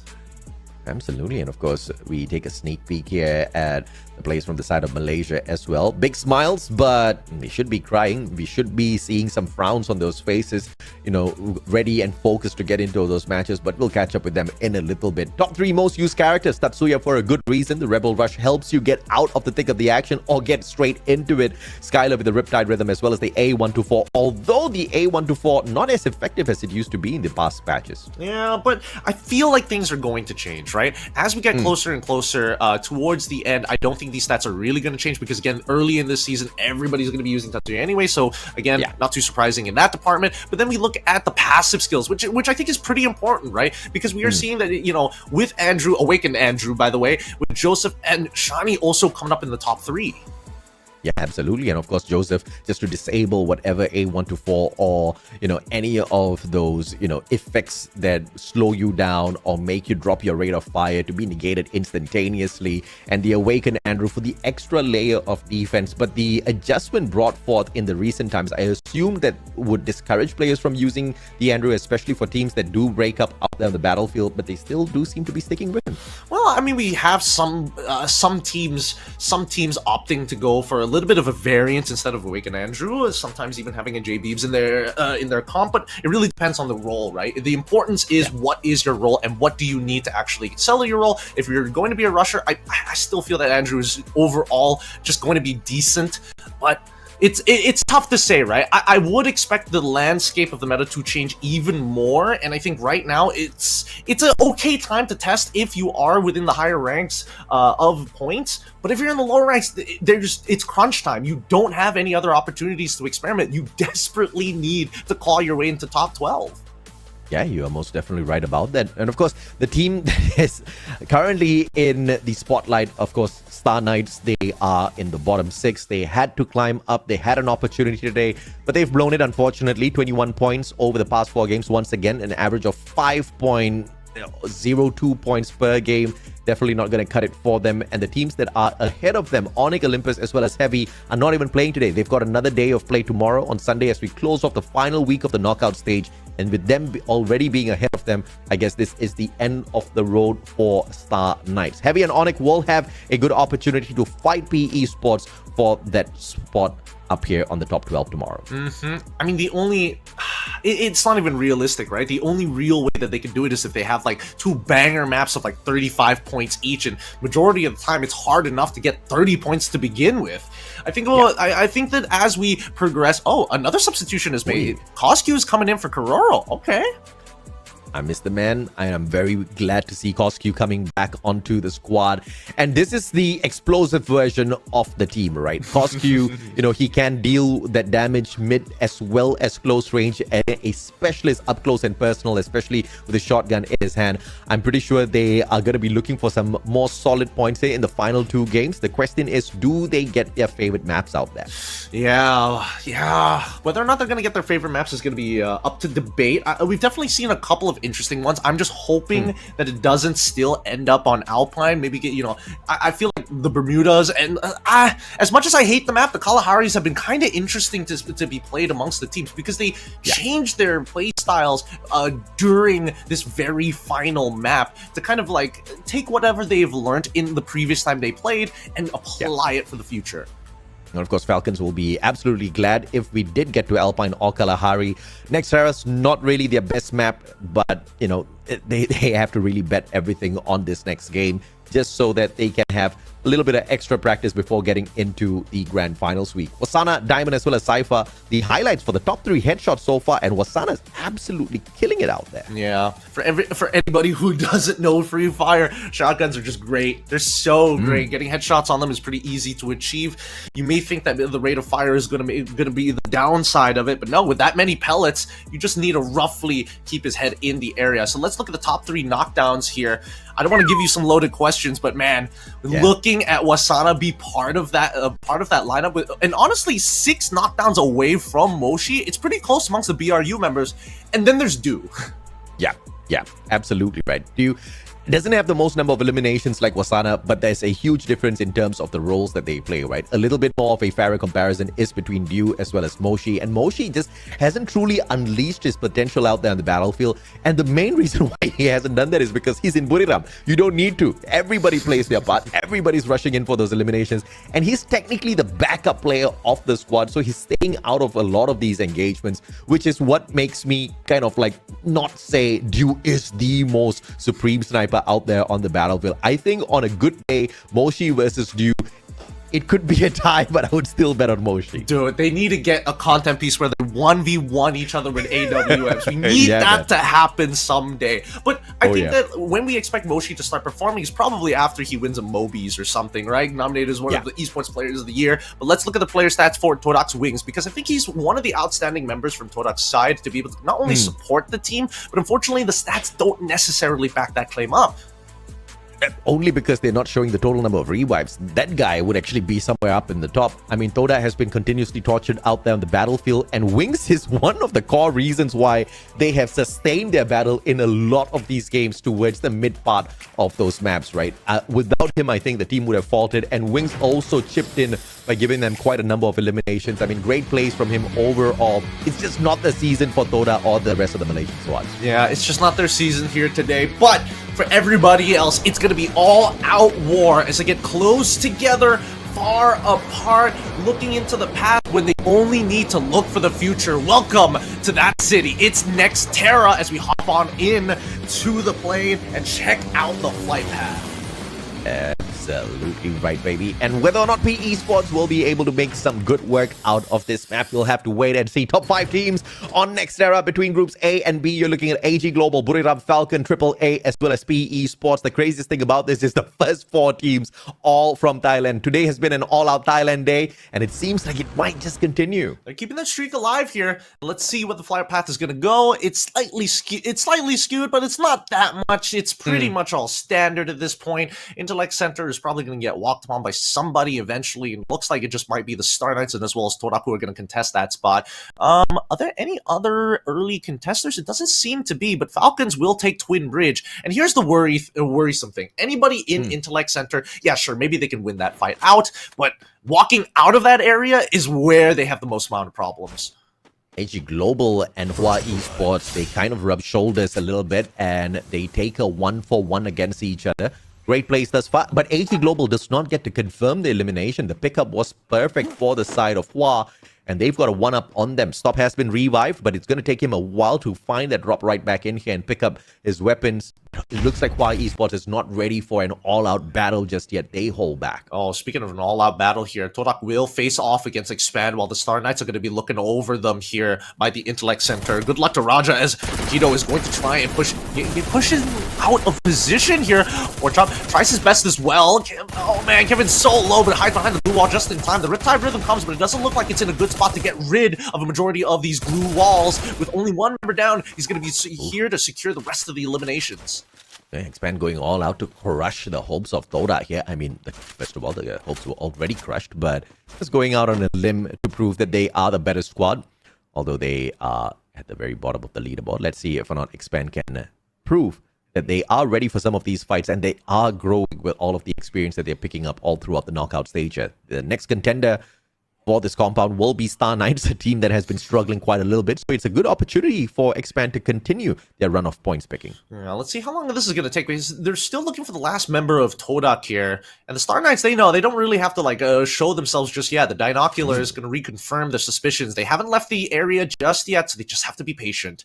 With that being said, right, Star Knights, I did see Falcons not too far away from them. I think that they're also... Yep, there they are. They are also... Wait, hold on. They're a lot closer than we last saw them. It looks like they're actually crossing that bridge. You are most definitely right. They do seem to be crossing the bridge on the very edge of this mini map here, just biding the time once again. But Team Falcons might just be the bane of Star Knight's existence here. Slowly rotating around. Fi's going to get caught with his pants down. Peter approaching with a bison and attack all around out of nowhere, dropping by to say hello as well. Oh, I was not expecting that. Hopefully Fies is able to regroup with the rest of his team, but it looks like X-Man is going to take the full engagement on that front line. Falcons will find the sniper already taken out. Star is going to have to try really, really hard if they want to get out of this, because Falcons and attack all around, they separate. They saw what happened, they move away. Yeah, I mean, good play by Falcons here. They got on fire, knocked down to the ground, and they said, nope, not our fight, because there's just way too much of chaos about to break down here at Decker Square. They slowly rotate out of the area. Vamos, on the other hand, catching GOW, but RRQ on standby to interfere in this fight as well. Mikacha not looking good at all. Here comes the Riptide Rhythm as well, just to crush the hopes of getaway for GOW. But Star Knights are the first ones to bow out. Oh, that's unfortunate. Almost making it out of there. Mal takes him out. Really good shots here. God Wolf now in a lot of trouble as Razor gets absolutely blasted, loses all of his EP on the first engagement, and now Lutzen as well as Mal. They gotta do something about this. This blue wall needs to be cleared. Dion goes down, luckily with the help of the nades. They won't be able to get the revives here, but they quickly turn the corner to secure the knocks onto Demon. As well as T. He gets a good jump shot from Abe. Yeah, GOW is definitely not going to cut it against RRQ. They rage on 5 eliminations. Early game was another opportunity for GOW to snuff out RRQ just like they did earlier. But this time round, they just found a better team with better guns on their side. Great play coming through. But my goodness, Kichi just stood there for a little bit too long. Oh, and he's going to get eliminated as well. That's going to be another free pickoff from Limit. Doing some good work here, but once again, this is still intellect, right? Falcons now taking the position of Expand once took and attack all around. Now acting as the aggressors here. Expand members is still currently lingering around as we jump over to PE Sports, finding their first elimination here at Deca Square. What can PE do with this one this time around? One elimination in hand. AG Global, a pretty solid team to take on. And they do manage to scan him out as well. Ban has put himself towards the opposite side, all thanks to the portal available at Deca Square. But Caramel's not going to get caught out just yet. Is he? Oh, well, I mean, talk about timing. Talk about timing as LBT turns the corner and takes shot at Caramel. He's going to quickly start rushing him down. Underneath the stairs a little bit hard, quickly drops back into the portal. Playing ring around the Rosie, but Caramel gonna be sneaky here, goes to the second floor. They quickly jump on into the second floor. Maybe they get it on. Caramel back into the portal, comes back out in it. Bond, as well as LBT on the chase. LBT gets blasted down. Give me one more, Caramel. As he turns the corner, it's still going to be Bond who wins out the engagement. Nicely done from PE. 2 eliminations off the bat as we look at attack all around. And Falcons in full all-out war. And attack all around has already found 2 knockdowns and on fire the last member remaining. Attack all around. Oh my goodness, attack all around. Say bye Falcons, but it looks like one revival did manage to be pulled through here by Falcons. They are not out of the run just yet, but what a devastating blow delivered by their brethren. RRQ on the other hand, with a potential skirmish up against PE Sports now. PE rotating out in the open. RRQ hasn't spotted them just yet. Buriram on the other hand catching out AG Global. Big fights all around. Interesting. They're going to be sitting by Plazaria and AG kind of scattered at this point of time. It's difficult on Nexterra, especially when you get closer towards the center of the map. There's just a lot of rural areas, a lot of buildings, so it's difficult for them to like have a trifecta, a kill box, where anybody that walks in is going to get blasted.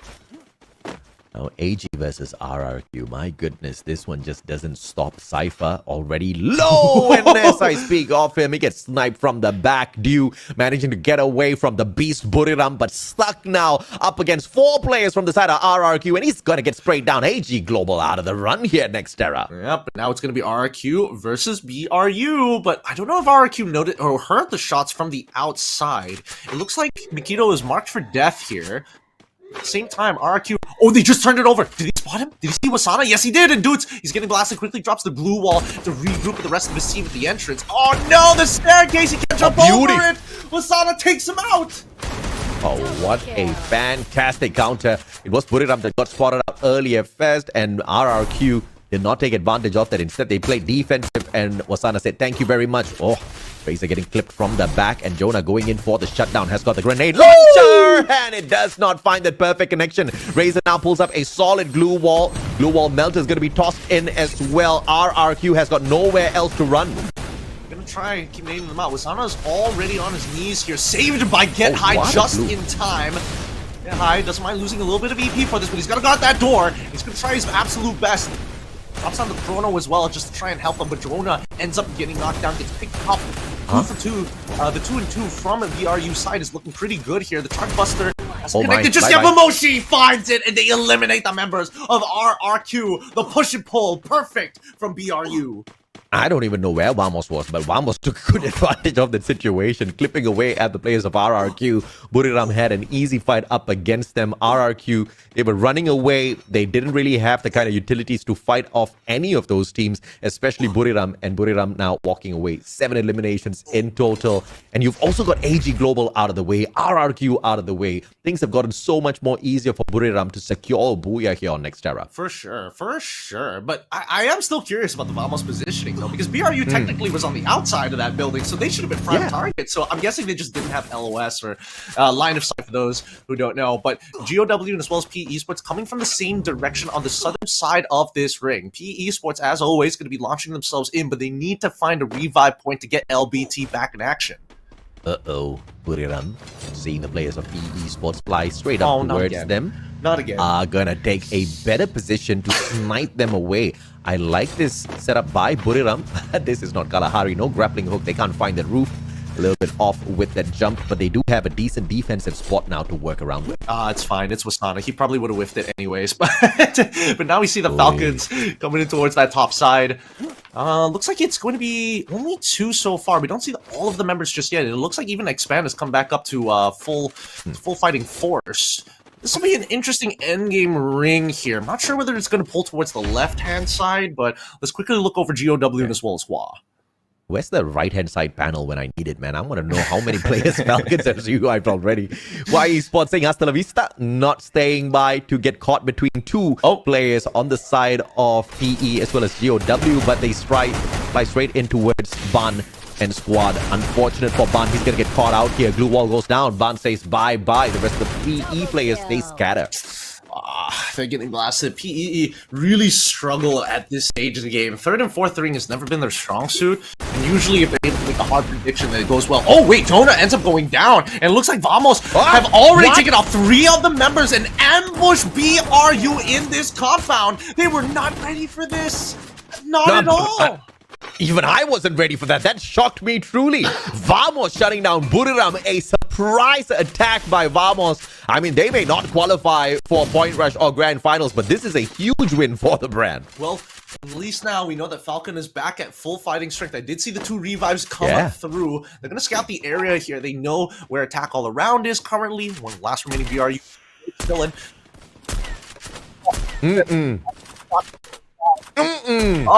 Uh-oh. Does he make it? He got them both! Right, man. Domed them both. Limit. Nasty man. Carries 2 sniper rifles around just to make a point. Beautiful stuff from Limit. Buriram, though, still have got Moshi, but the man can't do much in the situation. Tries to get away, and Katizi says, you stop right there. And therefore, Vamos has successfully executed the full squad of Buriram. That's so crazy. I saw Jonah, we were watching the POV of Jonah go down, I'm like, I wonder where the rest of his teammates, and I look at the kill feed, and all of them just show up getting knocked at the same time, roughly around the same time. Wow, that's a shocker here. But now let's look at the endgame ring, because now GOW is in the worst position possible, only having trees as their natural cover. They're going to run out of resources, especially with Todak and as well as Hua looking towards them to ensure that they don't make it further than this. Now, Falcons have got their eyes on Don't Cry from the side of PE. I believe the final survivor tries to get himself right back up here, but good Riptide Rhythm burns down his defenses, but he still has more of those glue walls to work around with. Vamos taking those shots at him. YE Sports taking those shots at him as well. He gets to the jump pad, but man can't even use it. More glue walls being spent. 3 teams attacking 1 guy. Finally, he goes down. It's Folky with the shot, but who claims his life? Oh, I don't know. We're going to find out here. Falcons are the ones who get it. I don't know. Something about Don't Cry. He seems to be a bullet magnet here. Now we do. Oh, whoa. Shit. He was the last. He was the straggler, and he gets picked off here. Vamos really taking full advantage of the situation, right? Again, they're right smack in the middle of this ring. How long can they hold this compound? I thought the run was over for PE Sports, but that was not the final play. They've got 2 more survivors in here, 8 more teams in the kicking as we approach circle number 5. This is just going to bring pandemonium to your screens, ladies and gentlemen, boys and girls. Too many players still alive here. Falcons going to be squeezed in this house. 4 players on the side of Hua Esports going in for the finisher. Almost going to start lobbing nice grenades right at the entrances. Falcons, oh, getting blasted. They found one, but they couldn't even secure the elimination before bowing out. Hua at 9 eliminations, leading into their good stat. Wait, here comes Vamos. They left the God spot just to try and take this over.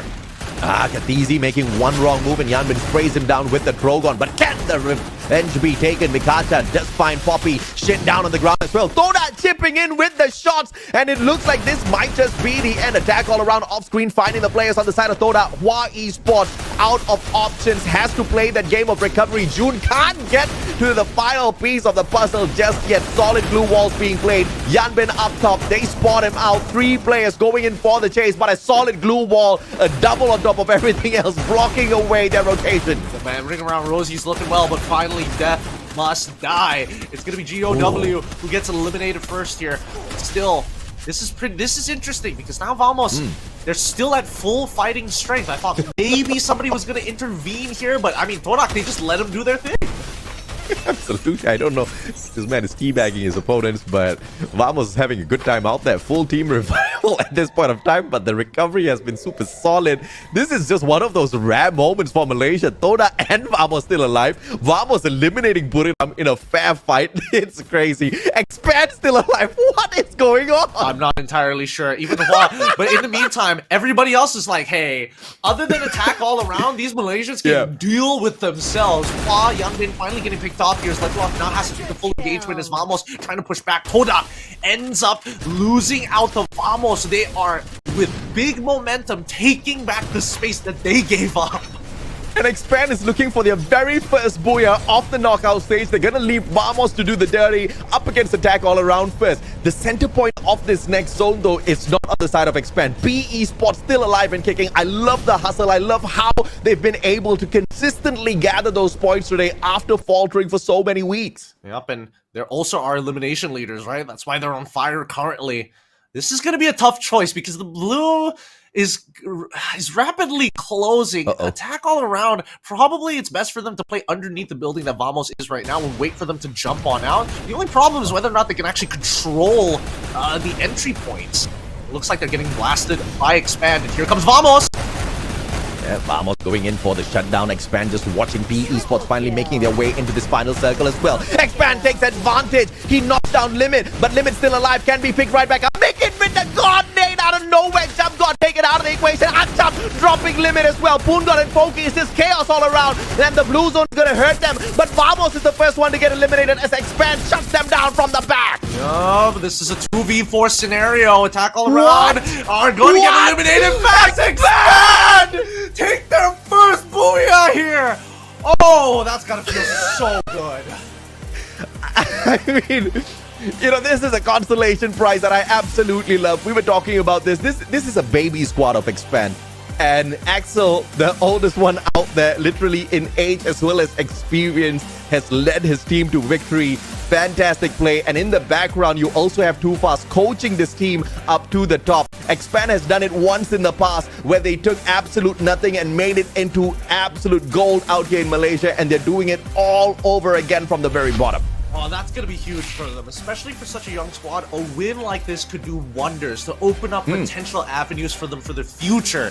So far, it's been a rough time, but at least this is going to kick them back up to shape, hopefully.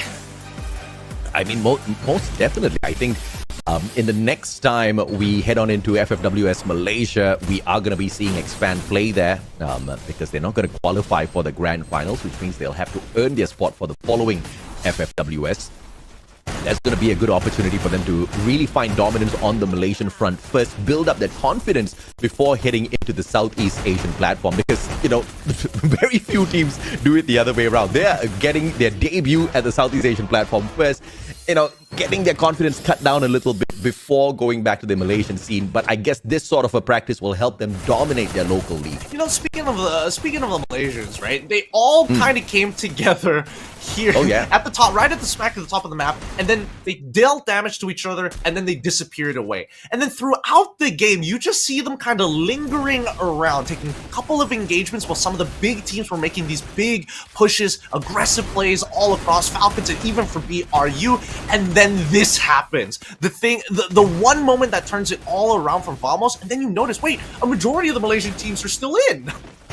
I mean, Vamos is a team that is a absolute shocker for me because this is the so-called dream team that the brand has put together. They've got many senior players. They've also got the firepower of Expand on their side as well. They brought in Katizi. They also took Legaloff from RRQ as the coach as well as player for the squad. And this dream team should have been able to crush it just like what they have done on this game all throughout the knockout stage. But, you know, all of that chemistry just didn't marry each other well just yet. But it's good to see that they're finally getting the rhythm of the game. I can't wait to see what they can do in the future. But unfortunately for FFWSC, this is the end. Yeah, I mean, hopefully maybe the random map we get to see a little bit more. But that being said, let's finally have a word with Expand.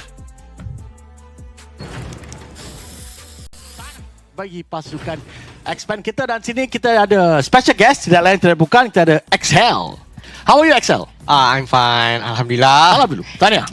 Terima kasih. Terima kasih. So he said thank you very much. Alright. So anyway, my first question is, with the new player now for the team Expand, how is the chemistry? So kalau ya pada sekarang ini kan musim kan semua player baru 3 orang kan. Chemistry tu macam mana tu, Excel? Kalau kita bincangkan tentang chemistry, untuk cipta chemistry ni sangatlah susah sebenarnya. Betul. Tetapi kami akan cuba untuk mengimprovekan chemistry kami step by step untuk kita mencapai bujang ni sebenarnya. Alright, so basically because with the 3 more new players, chemistry is always an issue. But you have to give them time for them to get the chemistry right, and this shows that now they got the chemistry, but not there yet, but they will do better. Circle yang terakhir tadi, Excel. Kita ada, kalau lihat tadi pada replay, baru Excel perasan ada Vamos sebelah ujung. Adakah sebab circle berpihak pada Expand mana dia mendapatkan buah? Kalau menurut saya, zone dan circle adalah punca kami mendapatkan buaya. Okey. Bukan sebab Excel pakai sniper yang tu pun salah satu faktor. Alright, so basically my question to Excel, is it because of the map of the situation with the circle is not on the Vamos side, it goes to Expand, so is it because of the circle is back to them, so at the end they gain a booyah, and he said yes. And for my final question to him, is it because of because you are doing a support with the sniper there? And he said yes, with the smiling smile there. Dengan senyuman. Akhir kata untuk kita akhiri, apakah ucapan anda kepada peminat-peminat anda di komuniti kita di Malaysia? Untuk peminat-peminat Expand, sentiasalah support Expand walaupun kami tidak perform dengan begitu baik di minggu-minggu yang lepas. Sentiasalah support Expand kerana tanpa anda siapalah kami. Alright, so the message to Expand to all their fans, even though they have not performed well on the first week, second and third, give them a bit more chance. Today's game shows you that they will be back and they are comeback indeed. That is their statement from Excel. So anyway, Excel, congratulations, tahniah mendapatkan booyah pertama. Okay, terima kasih. Teruskan tau. Alright. Besok ada lagi tau. Boleh. Alright, so that's it for today. So back to Caster. Absolutely love it. I mean, the smiles on his face, Axel. He acknowledges the fact that the team has been struggling, and once again, based on whatever we've been talking about, brand new baby team led by the seniors. Obviously, it's going to take a while for them to build up that momentum, but this is a very, very decent performance coming through from the team, and in fact, from all 3 teams of Malaysia. I mean, I have to agree with you, despite, you know, having the face of, like, the son of Shark, apparently. I feel like he's got a very realistic approach to it, at the very least. He's not saying, like, oh, my team is the best, and therefore that's why we won. He's explaining all the factors. You know, the ring was on their side, they had a sniper on their side, and they continued to do well. But let's look at the MVP of this game. I'd be surprised if it wasn't Axel on this one, but let's have a quick look at the stats here. Give it up for our MVP of the game. Yup, the Axel. 2 eliminations, but 2,584 damage.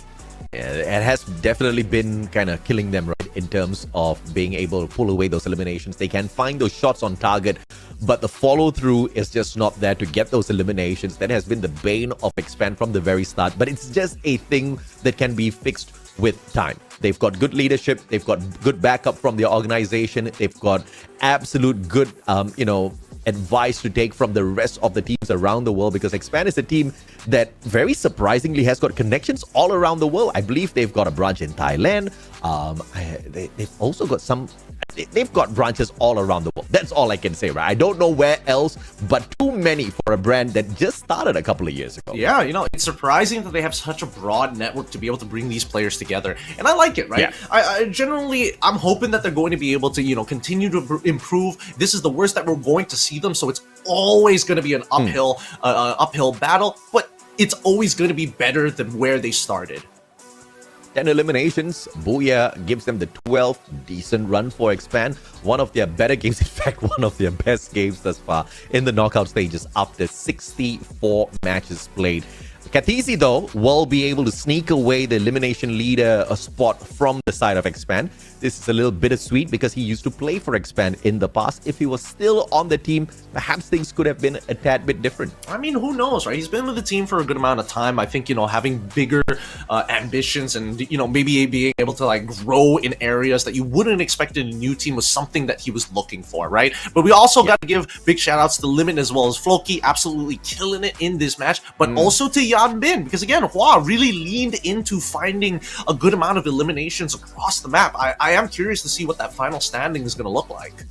Yeah, absolutely. Of course, 8 headshots from Razor, 22 glue walls by Kathizi, especially in the final sequence of battle.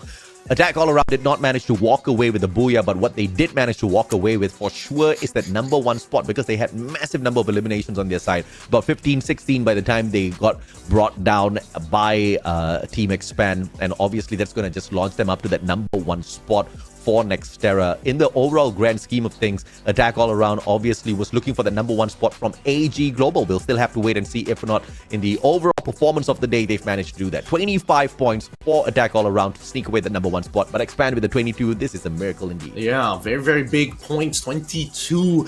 Previously couldn't even break the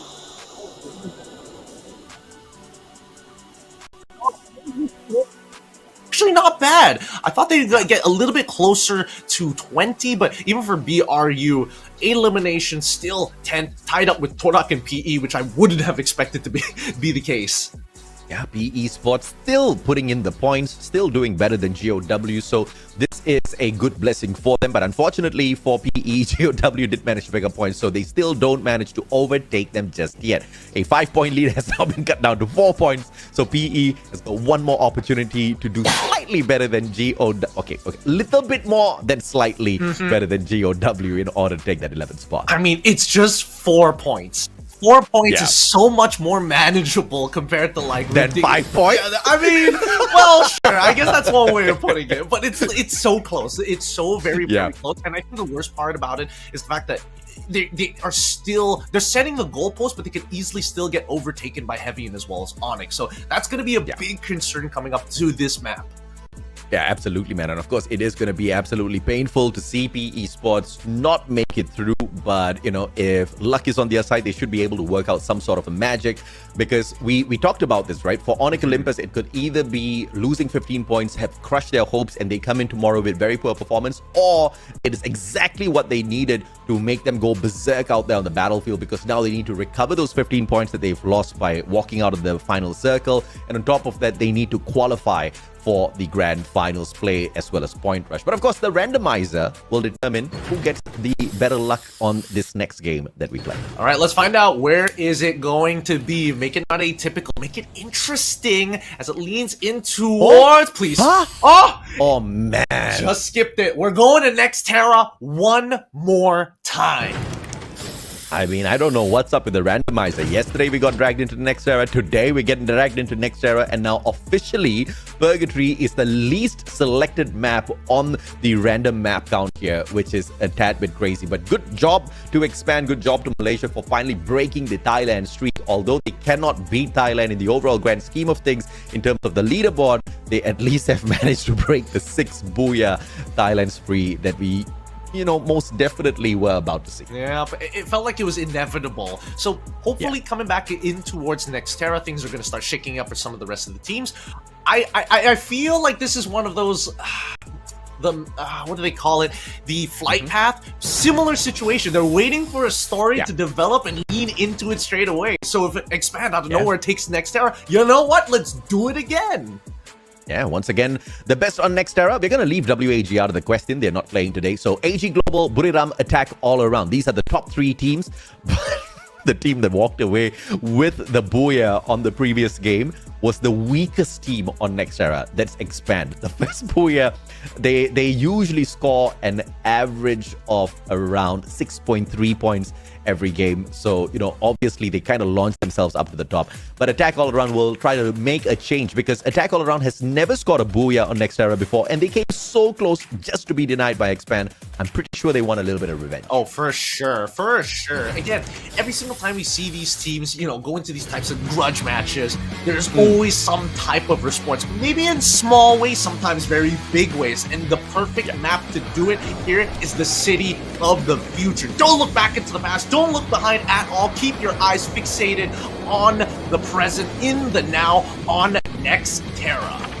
Absolutely, baby. Buriram United will be looking to sneak away a couple of points for themselves as well, but it seems to be impossible for them to overtake Attack All Around's performance at this point. Buriram stands at 71 points, whereas Attack All Around has climbed up to 92. In order for Buriram to overtake them as the best performing team of the day, they have to hope and pray Attack All Around falters as the very first squad to get kicked back to the lobby. Well, I mean, they are using new Samsung, so technically they can just quickly circle on it and get all the information that they need. But the flight path seems to be very neutral. It's slightly skewed towards the northern side, but it's not that big of a deal because everybody can get into the southern side, as you can see with AG, even Do, and even for P Esports, going back to Plazaria, we're not seeing the triple engagement in Intellect Center just yet, but it does look like Todak wants to take on BRU.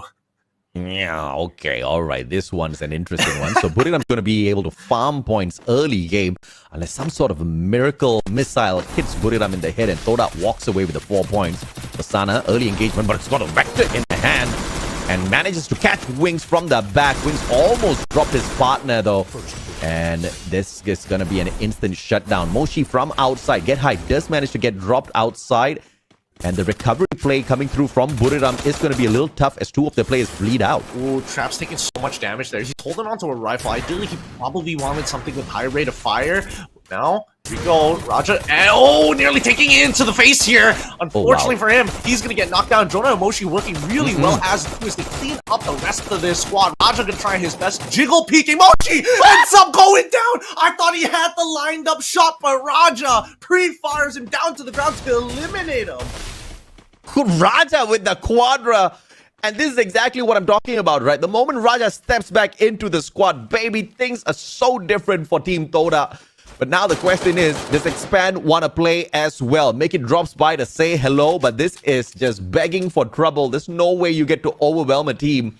You just walked away with the extra loot off of Buriram themselves. Man, that's so crazy. I blinked, 3 people were still there. I blinked again, 2, and then I couldn't take my eyes off it. Oh man! Luckily I didn't blink. Katizi takes Boots out and will find the elimination as Todak has finally secured Museum. I mean, what's happening to Malaysia here? This is the kind of fight we wanted to see all throughout the knockout stages. But if it's going to be on the final week before they get kicked out of the competition, I'll take it either way. Beautiful stuff. 5 eliminations strong. Todak, I am shocked with their performance. Yeah, I'm pretty glad all the teams on this final week are thinking, yeah, good thing that they're going to go out. At least we don't have to deal with them during Point Rush. Look at Easy, and they have to try his best as the Riptide Rhythm is already going to break down his blue walls. He's going to get bloodshot eyes here. Getting blasted down by Razor without too much issue as we look on over to the Star Knights fighting off Attack All Around. 18 Deer gets knocked here, but we do see the rest of... Hey, Todak is splitting up in 2 different directions.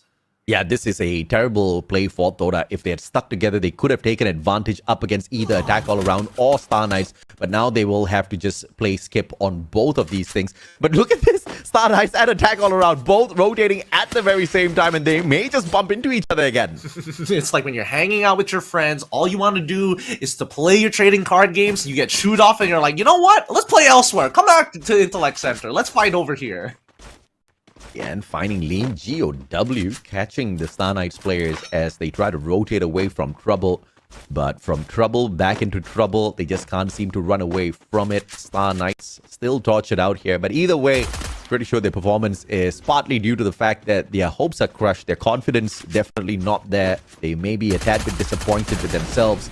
And 18 Deer, the wonder child, is not doing too great this time around. Gets knocked down by Folky as Limit put in a majority of their work initially, and it still continues to crumble the hopes of Star Knights at least finding one good solid round. Well, we say that, but all of that has just all the sounds have just caused Todak to actually walk on into Intellect Center once more to actually take on Attack All Around, right? We do see that Vamos is a little, off on the opposite side.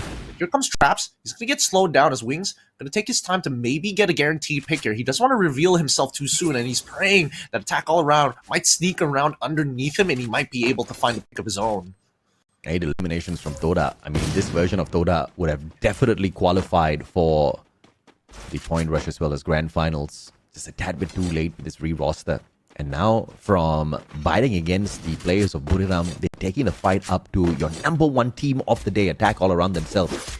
Let's see if Traps makes this rotation around this wall. Drogon, and it's got the one first out, gets the spray down, but Wings with the backup manages to take him out of the equation. Jump God will find the secure there, and Raja with the backup gets sprayed as well as Folky finds his back, but a good solid double glue wall to protect himself. Really good setup here, a lot of places to hide, trying to make sure that his 180 is clear. Oh no, Kevin does not find the knockdown here against Floki. He's still going to chase him down, both with shotguns. This could turn very, very quickly, but Floki and maybe expose, get him to the angles by the rest of his team. But that being said, Floki goes down, Punga goes down, and now Limit is on the run.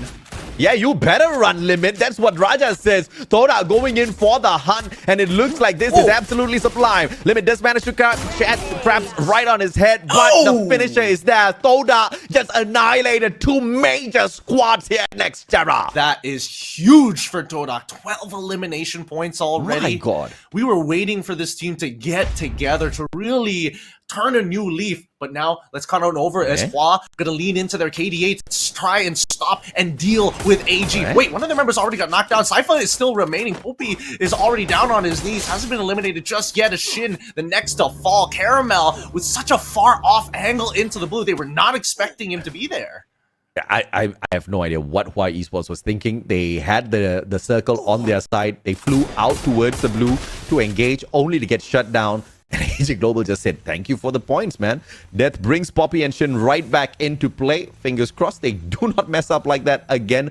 While Esports not at risk of being relegated, but you don't want to be doing those things. Hey man, I mean it's coming to an end here. Eventually they're gonna get to qualify anyways. So I feel like going a little wild is fine. But now we look at Falcons here against RRQ, 2 very big names here as On Fire is already down. The rest of the RRQ members need to make sure that they're full fighting forces. They fight for the high ground. They push up. Abe gets blasted, but On Fire dies in trade. Dudes is already trying to turn this around. It's not looking good. The revives have already come through. On Fire, the only one on his knees. Roots tries to turn the corner, tries to jiggle peek this. Cosq quickly dashes into his face to make sure that he has no more places to play. Yeah, beautiful recovery from Falcons. Yamaal, the final survivor of RRQ. Question is, can he get away far enough in order to hit at least one revive? The pocket market still is gonna be the bane of their existence because they do have a vending machine that they want to try to take advantage of here. Looks like Nyan has spotted out the remaining members of Hua on the outside. We cut back to the chase, the hunt down from Peter, who never lets his prey get too far. Oh, he knows, right? Yeah, he knows. He's just ass up real quick. He just doesn't want to get pre-fired. Taking the damage from the blue, just making sure he's got that extra insurance. Maaldo with the M82B CQC Peter is definitely having the advantage here. Good solid blue wall. Ma'al just doesn't have the right gun to take this fight up against Peter. Yep, he's just going to keep on jiggle peeking, right? Single fire, not going to be too great. And Mal just forced to buy as much time as possible. Peter's eventually going to get him. Yep, there we go. Cosq does find the elimination of RRQ, who bow out in 10th. And that means that Falcons finally clear their backs. Oh, this is a unfortunate day for RRQ. Once again, the downward slump continues. And Expand, on the other hand, finding Lean. Rest the next one on the follow-up. Expand on for a great game once again, as it looks. Yeah, really good nade so far. They get inside the compound, but they have to worry about the bottom side. Oh, wait, hold on. He spots out Ross. Watch out, he's not going to let him go just yet. He's getting in with one extra member, and they should be able to knock him down here. Gets back in, and finally, we do see that Ross falls down. With help of the Axel, able to corner him and finish this fight off. They are tanking the blue. Not too sure which direction they have to make their way to get into the ring. I mean, this is both Expand and Todak on very, very surprising runs here. And I'm a tad bit sad that we didn't get to see this earlier, but I'm absolutely elated that we at least get to spot this version of them, and they don't end their run here at FFWS SEA FALL on a bad note. We at least have a little bit of hope for them in the future. Even Vamos as well. I mean, crazy stuff out of these boys. No, they wouldn't. It'd be crazy if they did. It'd be kind of crazy if they did. I'm pretty sure there's like a landmine up there, but then they're so close together, so this could be bad. Look at the firing squad. They're just waiting. I dare you. And the portal goes kind of nerfed at this point of time. They're definitely going to know if you use it. Oh, for sure, for sure. But it's just so funny just to see them stand up. But once again, doing pretty well with the Charge Buster so far. He's oh no! Hua has to compromise the position of their sniper, and he's on the run. Buys a little bit of time with the blue walls, needs to hop out of the window, and quickly getting caught in the mix and locking them in. He's still refusing to fight, allowing the rest of the GOW members to actually take the heat. Poppy and Yambin still trying their very best. They got the drop, they didn't find any knockdowns, unfortunately. But now this allows Expand to gain some ground, and with this distraction, GOW now in a full open ground engagement against Expand as they chase the members of Hua. Yeah, GOW's got to be so annoyed right now. Hua Esports just jumped in there, caused the chaos, and then ran out of the engagement instantly.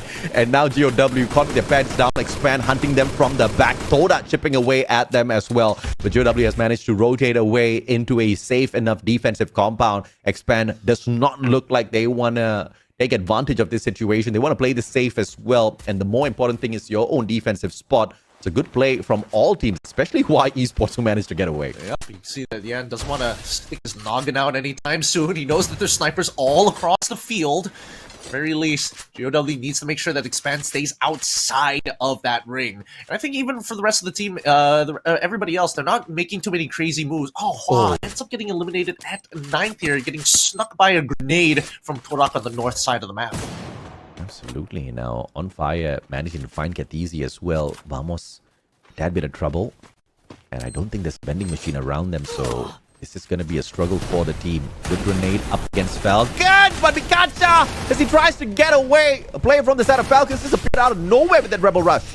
We're going to keep on fighting here, though. They're not down and out for the count just yet. The Falcon members, 3 of them in heavy engagement. One of them sniping, making sure that they can provide some overwatch. Now getting caught in the mix here. Doesn't look like anybody's going to intervene. The ring pulls towards the the northwestern side of the map.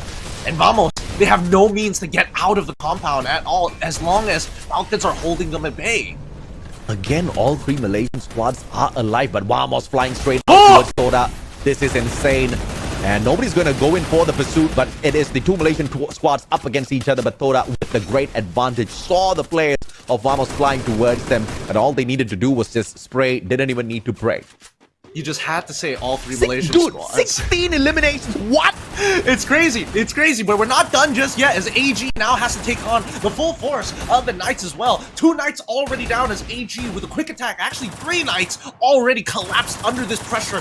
Sneak attack from AG as they move on to the second floor. They eliminate the competitors. This spot is theirs on the south side of the map. But now with the blue closing in, how do you make it into the ring? Expand have got a really good position to gatekeep anybody on that south side while still having eyes on the opposite on the opposite eastern side as they see PE heading north. Yeah, good play from PE to get that rotation, but Falcons Falcons spotting them out, shooting down 2 players, and the recovery is going to be impossible for PE as Falcon just way too good with those shots. Yep, Todak still has a structure to play with, but eventually that blue is going to force Wings off of the high ground. Falcons, they've been waiting for this all day long. Finally, they have given up that high ground, and On Fire, this could be the nade that saves his life. Gonna be the blue wall melters first to kick things off. They pull back towards their canisters. Really patient with this, and On Fire, such an aggressive angle here. Do they take down 3 Titans all in one game just to prove themselves one last time, Todak? And now they get to gatekeep Falcons as they are the first ones to make it in towards this next circle, and circle number 4 will most definitely hurt. Falcons will have to move. They've got the container to play around with, but one more gets the knock onto Traps, and On Fire will go in for the finisher. GOW off screen getting tortured by AG Global. 3 knockdowns already, 1 more to secure the elimination on the squad, and the next one on the plate for AG will be Expand. Well, looks like GOW is going to be knocked out here. Falcons trying to push on in. While this is happening, Expand having to deal with AG. 2 monster trucks coming down! Top ends up going, the axle as well! One got crushed, the other got rolled over. They wasn't ready for this one. And now Todak still taking punishment despite their eastern side getting pushed in by the Falcons. Falcons looking to take this with no problems, and one more making sure that Wings doesn't sneak away with this. Finally, top 2 competitors, AG versus Falcon at full fighting force. Good luck to either side. Yep, Peter exposed now. Good Riptide rhythm coming through from the side of Caramel. Has got the Trogon in hand. Goes in for the right-hand side rotation. Whips out the Woodpecker as well to find those connections. And cause Q caught out with the glue walls being broken down, but instantly repositioning. Who took that launch pad? He flew all the way to flank off the rest of the players on the side of AG Global. I don't know about this one. This is looking dangerous. The Peter is already down. Everybody is just dying to the raw AoE. So much damage, and On Fire. This flank was a little late. Peter gets back up, and maybe he can get 1 down as Coscu gets re-knocked here. Peter finally eventually falling, but On Fire. No angles. Caramel just stopping, breaking his line of sight, and this should be AG's game as they eliminate the last member. That's booyah for AG to finish off today. 3 solid booyahs for AG Global from the day. Phenomenal performance, exceeding the 100-point mark and continuing their rampage here as they pick up more and more points every single time they show up. This recovery, this change of pace towards the second half of the knockout stage is very impressive for AG Global. I love it. I love it so much. It's great to see them coming back into their form, coming back into a position where they can say, hey, despite us having one of the best snipers in the realm, we are still pretty good at going in these full all-in CQC. Not a problem for us. Oh yeah, absolutely. Of course, last week on day 15, they scored a total of 136 points. They will not be outdoing that record today, because I don't think they got as many of those eliminations, but still more than 100 points of a finisher for AG Global, a team that struggled with 51 points, 60-ish points, 70-ish points. Yeah, it's a huge step up. They clearly had a little bit of a change in pacing from the first half of the knockout stage. We don't know what that change was, but whatever it was, it's doing them a lot of good. I don't know, maybe it could be a simple, they ate good that day, they slept on the right side of the bed, maybe one of their loved ones is in the... They just feel different. The air around them also feels different. But that can be said for a number of other teams, right? Especially when we look at the highlights of this game. We were expecting teams to get hyper-aggressive, and surprisingly enough, BRU ends up dropping down to Todak in this early engagement. I mean, it was truly a surprise, and Todak did not stop there. Attack all around was caught out as well, and they just annihilated them. Whoever they were catching on the rotation, they were going in for the finisher. I mean, the performance from Todak is something that I cannot put my finger on this time around. Vamos stood no chance. The speed of elimination from the side of Todak was just sublime, and they finally got caught out by the better team, Falcons, who just had a good position on them as well. Yeah, I want to say like they just got warm, but it feels like they got nothing to lose. It feels like they've got no weight on their shoulders anymore. This fight, though, really, really sad for Expand, with double monster trucks coming out of nowhere, breaking important vital glue walls, but the worst yet, getting crushed by one and then getting rolled over by the next. And this is the same problem that I see within the Malaysian scene And it's the exact same within PE sports as well. It is not a mechanical skill problem, it's a confidence issue. The moment they start building up the confidence, dude, they just rampage through their opponents, right? And if Todak can do it, if Expand can do it 2 times back to back, it's not just a case off the map. I'm pretty sure it's the players. But of course, the interview, let's see exactly what AG has to say for the victory. Yay! AG again, and this is คาเมลครับ Caramel, captain from AG, guys. So I heard that there are a lot of our Free Fire fans like to set the tier of the team that they like who is the best, who is something like that. So let's ask our captain to set the tier of Thai team. 5 Thai team, who is the best from 1 to 5? ก็คือแฟนๆเขาจะชอบจัดเทียร์ว่าทีมไหนเก่งสุดหรืออาวุธไหนดีสุดอะไรประมาณนี้ก็เลยอยากรู้ว่าในฐานะกัปตันทีม AG เนี่ยถ้าให้เรียงเทียร์ทีมที่เก่งที่สุดของไทย5อันดับจะเรียงยังไงคะเรียงให้หน่อยเอาแบบไม่ไวนะครับก็ทีมแรกบุรีรัมย์ครับต่อมาเอาเกมเมอร์ครับ Okay, let's talk team by team. Buriram, why? ทำไมถึงบุรีรัมย์อันดับหนึ่ง ก็มาตรฐานเขาสูงครับแล้วก็โอกาสน้อยที่เขาจะพลาดครับ Okay. So Buriram United Esport came as the first because they are always stable playing and perform well and never get out of the line. Okay, so the second is ทีมที่2คืออันดับ2เอาเกมเมอร์ครับ Oh, his team. The second one is All Gamer Global. Why? ทำไมคะก็ส่วนก็น้อยนะครับที่เราจะพลาดเหมือนกันครับแต่ว่า BRU เขาทำได้ดีกว่าเราครับWe get less mistake, but Buriram did better. That's why they are top and we come as a second. Okay, next, let's get to the number 3. อันดับ3ค่ะ Falcon ครับ Why you have to Team Falcons come at the third.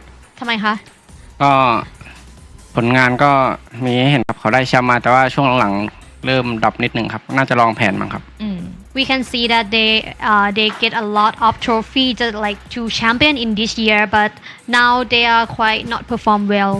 So but still came as a third in his opinion.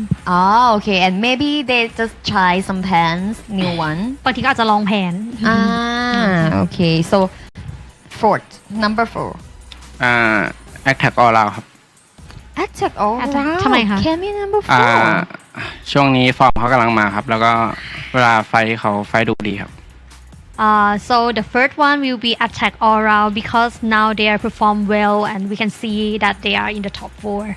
They are rising star มาแรงมากเลยแบบนี้ประมาณนั้น That mean the Twisted Mind came in the 5th ก็คือที่ 5. Why is that ทำไมถึงมาที่5ทวิตนี้ก็เก่งครับแต่ว่าทีมไทยแบบมันตึงทุกทีมเขาก็เลยจัดแบบอย่างนี้แหละตามแบบผลงานที่ตามผลงาน So Twisted Mind is also good but all Thai team are good that's why he try to make a tier list by their performance Okay จัดยากพี่จัดยาก It's hard for him it's hard for him Okay can you say anything to Thai team because I think pretty is like 100% sure that all of 5 Thai team will go to Indonesia for the pointless round and the final round มีอะไรอยากฝากถึงทีมไทยไหมคะเพราะว่าดูทรงแล้วยังไงทีมไทยก็น่าจะเข้ารอบ5ทีมแน่นอนก็รายการนี้ทีมผมขอบ้างครับพลาดมาหลายรายการละ Okay so for this competition please give the chance to us because I think it's our turn our team already get a lot Yeah and this is All Gamer Let's get back to the shoutcaster Caramel, sweet as always. It feels like his coach is just standing off to the side on camera. It's like, you better watch you. Hey, next Thai team, next one after that. Don't give it to anybody else. It's only for the countrymen.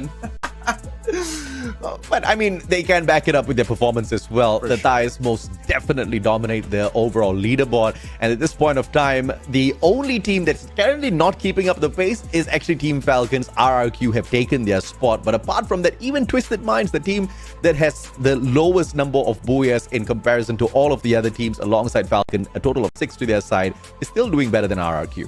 And for now, I think even from AG's POV, this feels like, hey, we've definitely caught up with some of the best best in the world. And I think at this point of time, I feel like they're going to come into Point Rush more well prepared than everybody else. If not, it could go the complete opposite. Then again, I'm unfortunately not a mystic. I can't predict the future of it, but the future for AG, if we have just on paper alone, is looking great. Absolutely. And they usually do perform great on the knockout stages, but when push comes to shove, we are on Point Rush as well as the Grand Finals week. You know, sometimes they do get a tad bit nervous. Fingers crossed that it's not going to be the situation this time around. I mean, we see a huge difference in terms of their performance from the first half of the knockout stage versus the second. Hopefully, we only get the second version when we get to Point Rush as well as Grand Finals. Caramel will be your MVP. 5 eliminations, 3,536 on the damage alongside 2 headshots. And the weapon of choice this time around was the grenade launcher.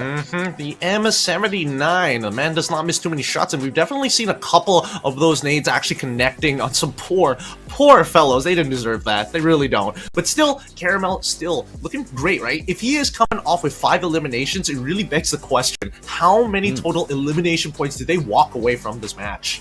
Oh yeah, absolutely right, because it was a pretty massive game for AG Global. Towards the final sequence, they had about 15 eliminations, and we should be able to see exactly how much they concluded that match with. But either way, it should be close to a 30 bomber on this game, which is very impressive. They have had 3 booyahs from the day. Earlier on at Kalahari, they hit the 31 as well, still with the exact same lineup of active and passive skills. The triple Tatsuya as well as the A124 still does it for them. Yep, they're crushing it. Currently, okay, so 4, 10, 13, 18 total elimination points. And for some reason, not being the top in terms of damage and also not the top in terms of eliminations and even the headshots. This is the first.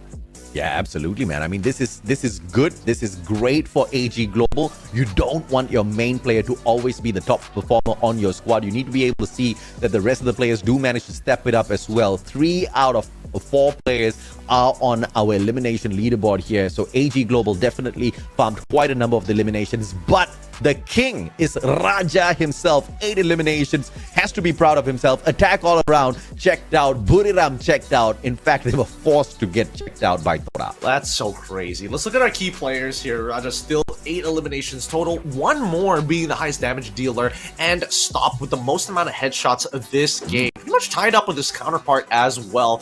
Hopefully we get to see the full standings here, because I am a little curious. Vamos didn't exactly get too many points, but from position alone, I would only imagine that Hua overtook them. We'll double check that in a little bit, but let's look at our MVP leaders. Absolutely, and of course the MVP lead is now taken over by Dew. 7 eliminations in total, 7 MVPs in total, 207 eliminations. He has officially overtaken Wasana with the Ilims. Dew finally chugging in the effort. Mochi kind of falling away. Ma'al hasn't really been able to enjoy the top spot ever since the fabulous week of RRQ kind of died down. But this is a fantastic finisher for the knockout stage as far as AG Global is concerned. When you got a team that wants to get you up that MVP leaderboard, anything is possible. 30 points to conclude this final match for AG Global, with Todak achieving 24, 16 eliminations, and Falcons not too far behind them with 14 points of their own. Todak on the 24 is just a miracle. Expand consistently performing, consistently showing up in that final circle is mind-blowing. Falcons, obviously did a lot to get up here, but could not outdo the performance of Todak, which is even more impressive. But towards the bottom, Buriram United, RRQ kind of bombing out too early here. It's truly a surprise throughout the whole day. It's genuinely kind of funny. Considering how many weeks of gameplay we've seen and what to expect, this really breaks the mold. One of the outliers here at day 17. But now looking at the summary, AG clearly on top of the 121 points. A great week for them thus far, even for attack all around, almost breaking into 3 digits. Even so, Buriram 72 and Falcons at 81. Okay, the Falcons overtaking Buriram is just another highlight here.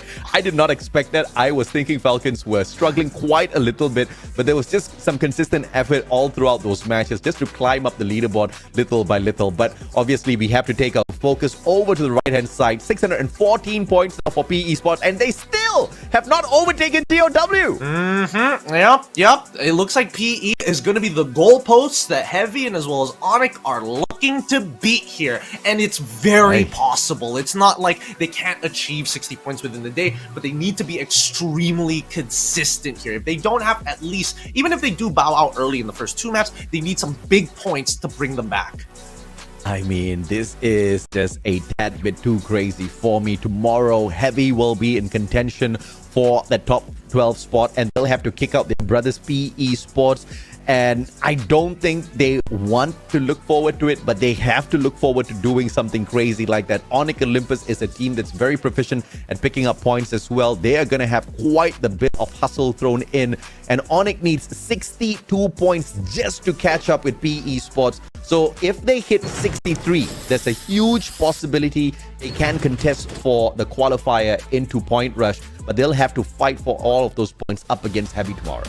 We need big games for them. The fact that Onyx has been able to achieve 4 booyahs here at FFWS already, Southeast Asia, it gives a lot of hope that maybe Onyx lost a little bit of mojo halfway through the tourney, and now that they're pushed into a corner, it's a good time for them to explode. Same can be said for Heavy as well. Yeah, absolutely, man. And of course, both of these teams, we can look forward to their performance tomorrow because we've got one final day in this knockout stage. It's day 18. It's coming up to your screens tomorrow, same time, same exact place. As far as Group A is concerned, though, this is it. It is all done and completed already. Tomorrow is going to be Group B versus C, Gideon. Yep. Honestly, I'm genuinely happy because, again, I've been casting a lot of the B and C groups. I finally get a couple of A and Bs, and I get it now. And I'm glad that we at least get to see before we close this all out that Malaysia is there. Maybe we're in the rebuilding phase. Maybe, you know, we don't have the secret sauce just yet, but we just need time. Yeah, I'm glad that we will be able to catch a little bit of performance coming through here from Todak and Expand once again. We've been missing them out for quite a little bit. So if they can make that recovery, I'll be more than happy to see exactly what they can get done out there. As far as Star Knights are concerned, though, this is most definitely the end of the road. This was their final opportunity to pick up the points. They faltered yesterday. They faltered once again today. So it's an unfortunate miss for the Indonesian region. But once again, the final hope for Onyx Olympus to make it through, to have that home ground advantage for Point Rush as well as Grand Finals could make the world of difference because they can come from absolutely nowhere towards maybe the top. That home ground advantage is a huge thing. Yeah, no, I think, you know, any events that are being held in Indonesia specifically, the crowds, what I know for sure, they are extremely big. You will see lines lining up all the way onto the main roads. The highways are going to be filled up. The entire stadium is going to be extremely loud too. So hopefully the noise canceling earphones is going to be enough for all the players visiting. Absolutely. Ladies and gentlemen, boys and girls, that brings us to a wrap on day 17. Make sure you are here to join us on the final day of the knockout stage tomorrow. Once again, the exact same time, exact same place. My name's AJ. I'm the Mustache down here with the one and only Gideon Q. Signing off. You guys have a good night.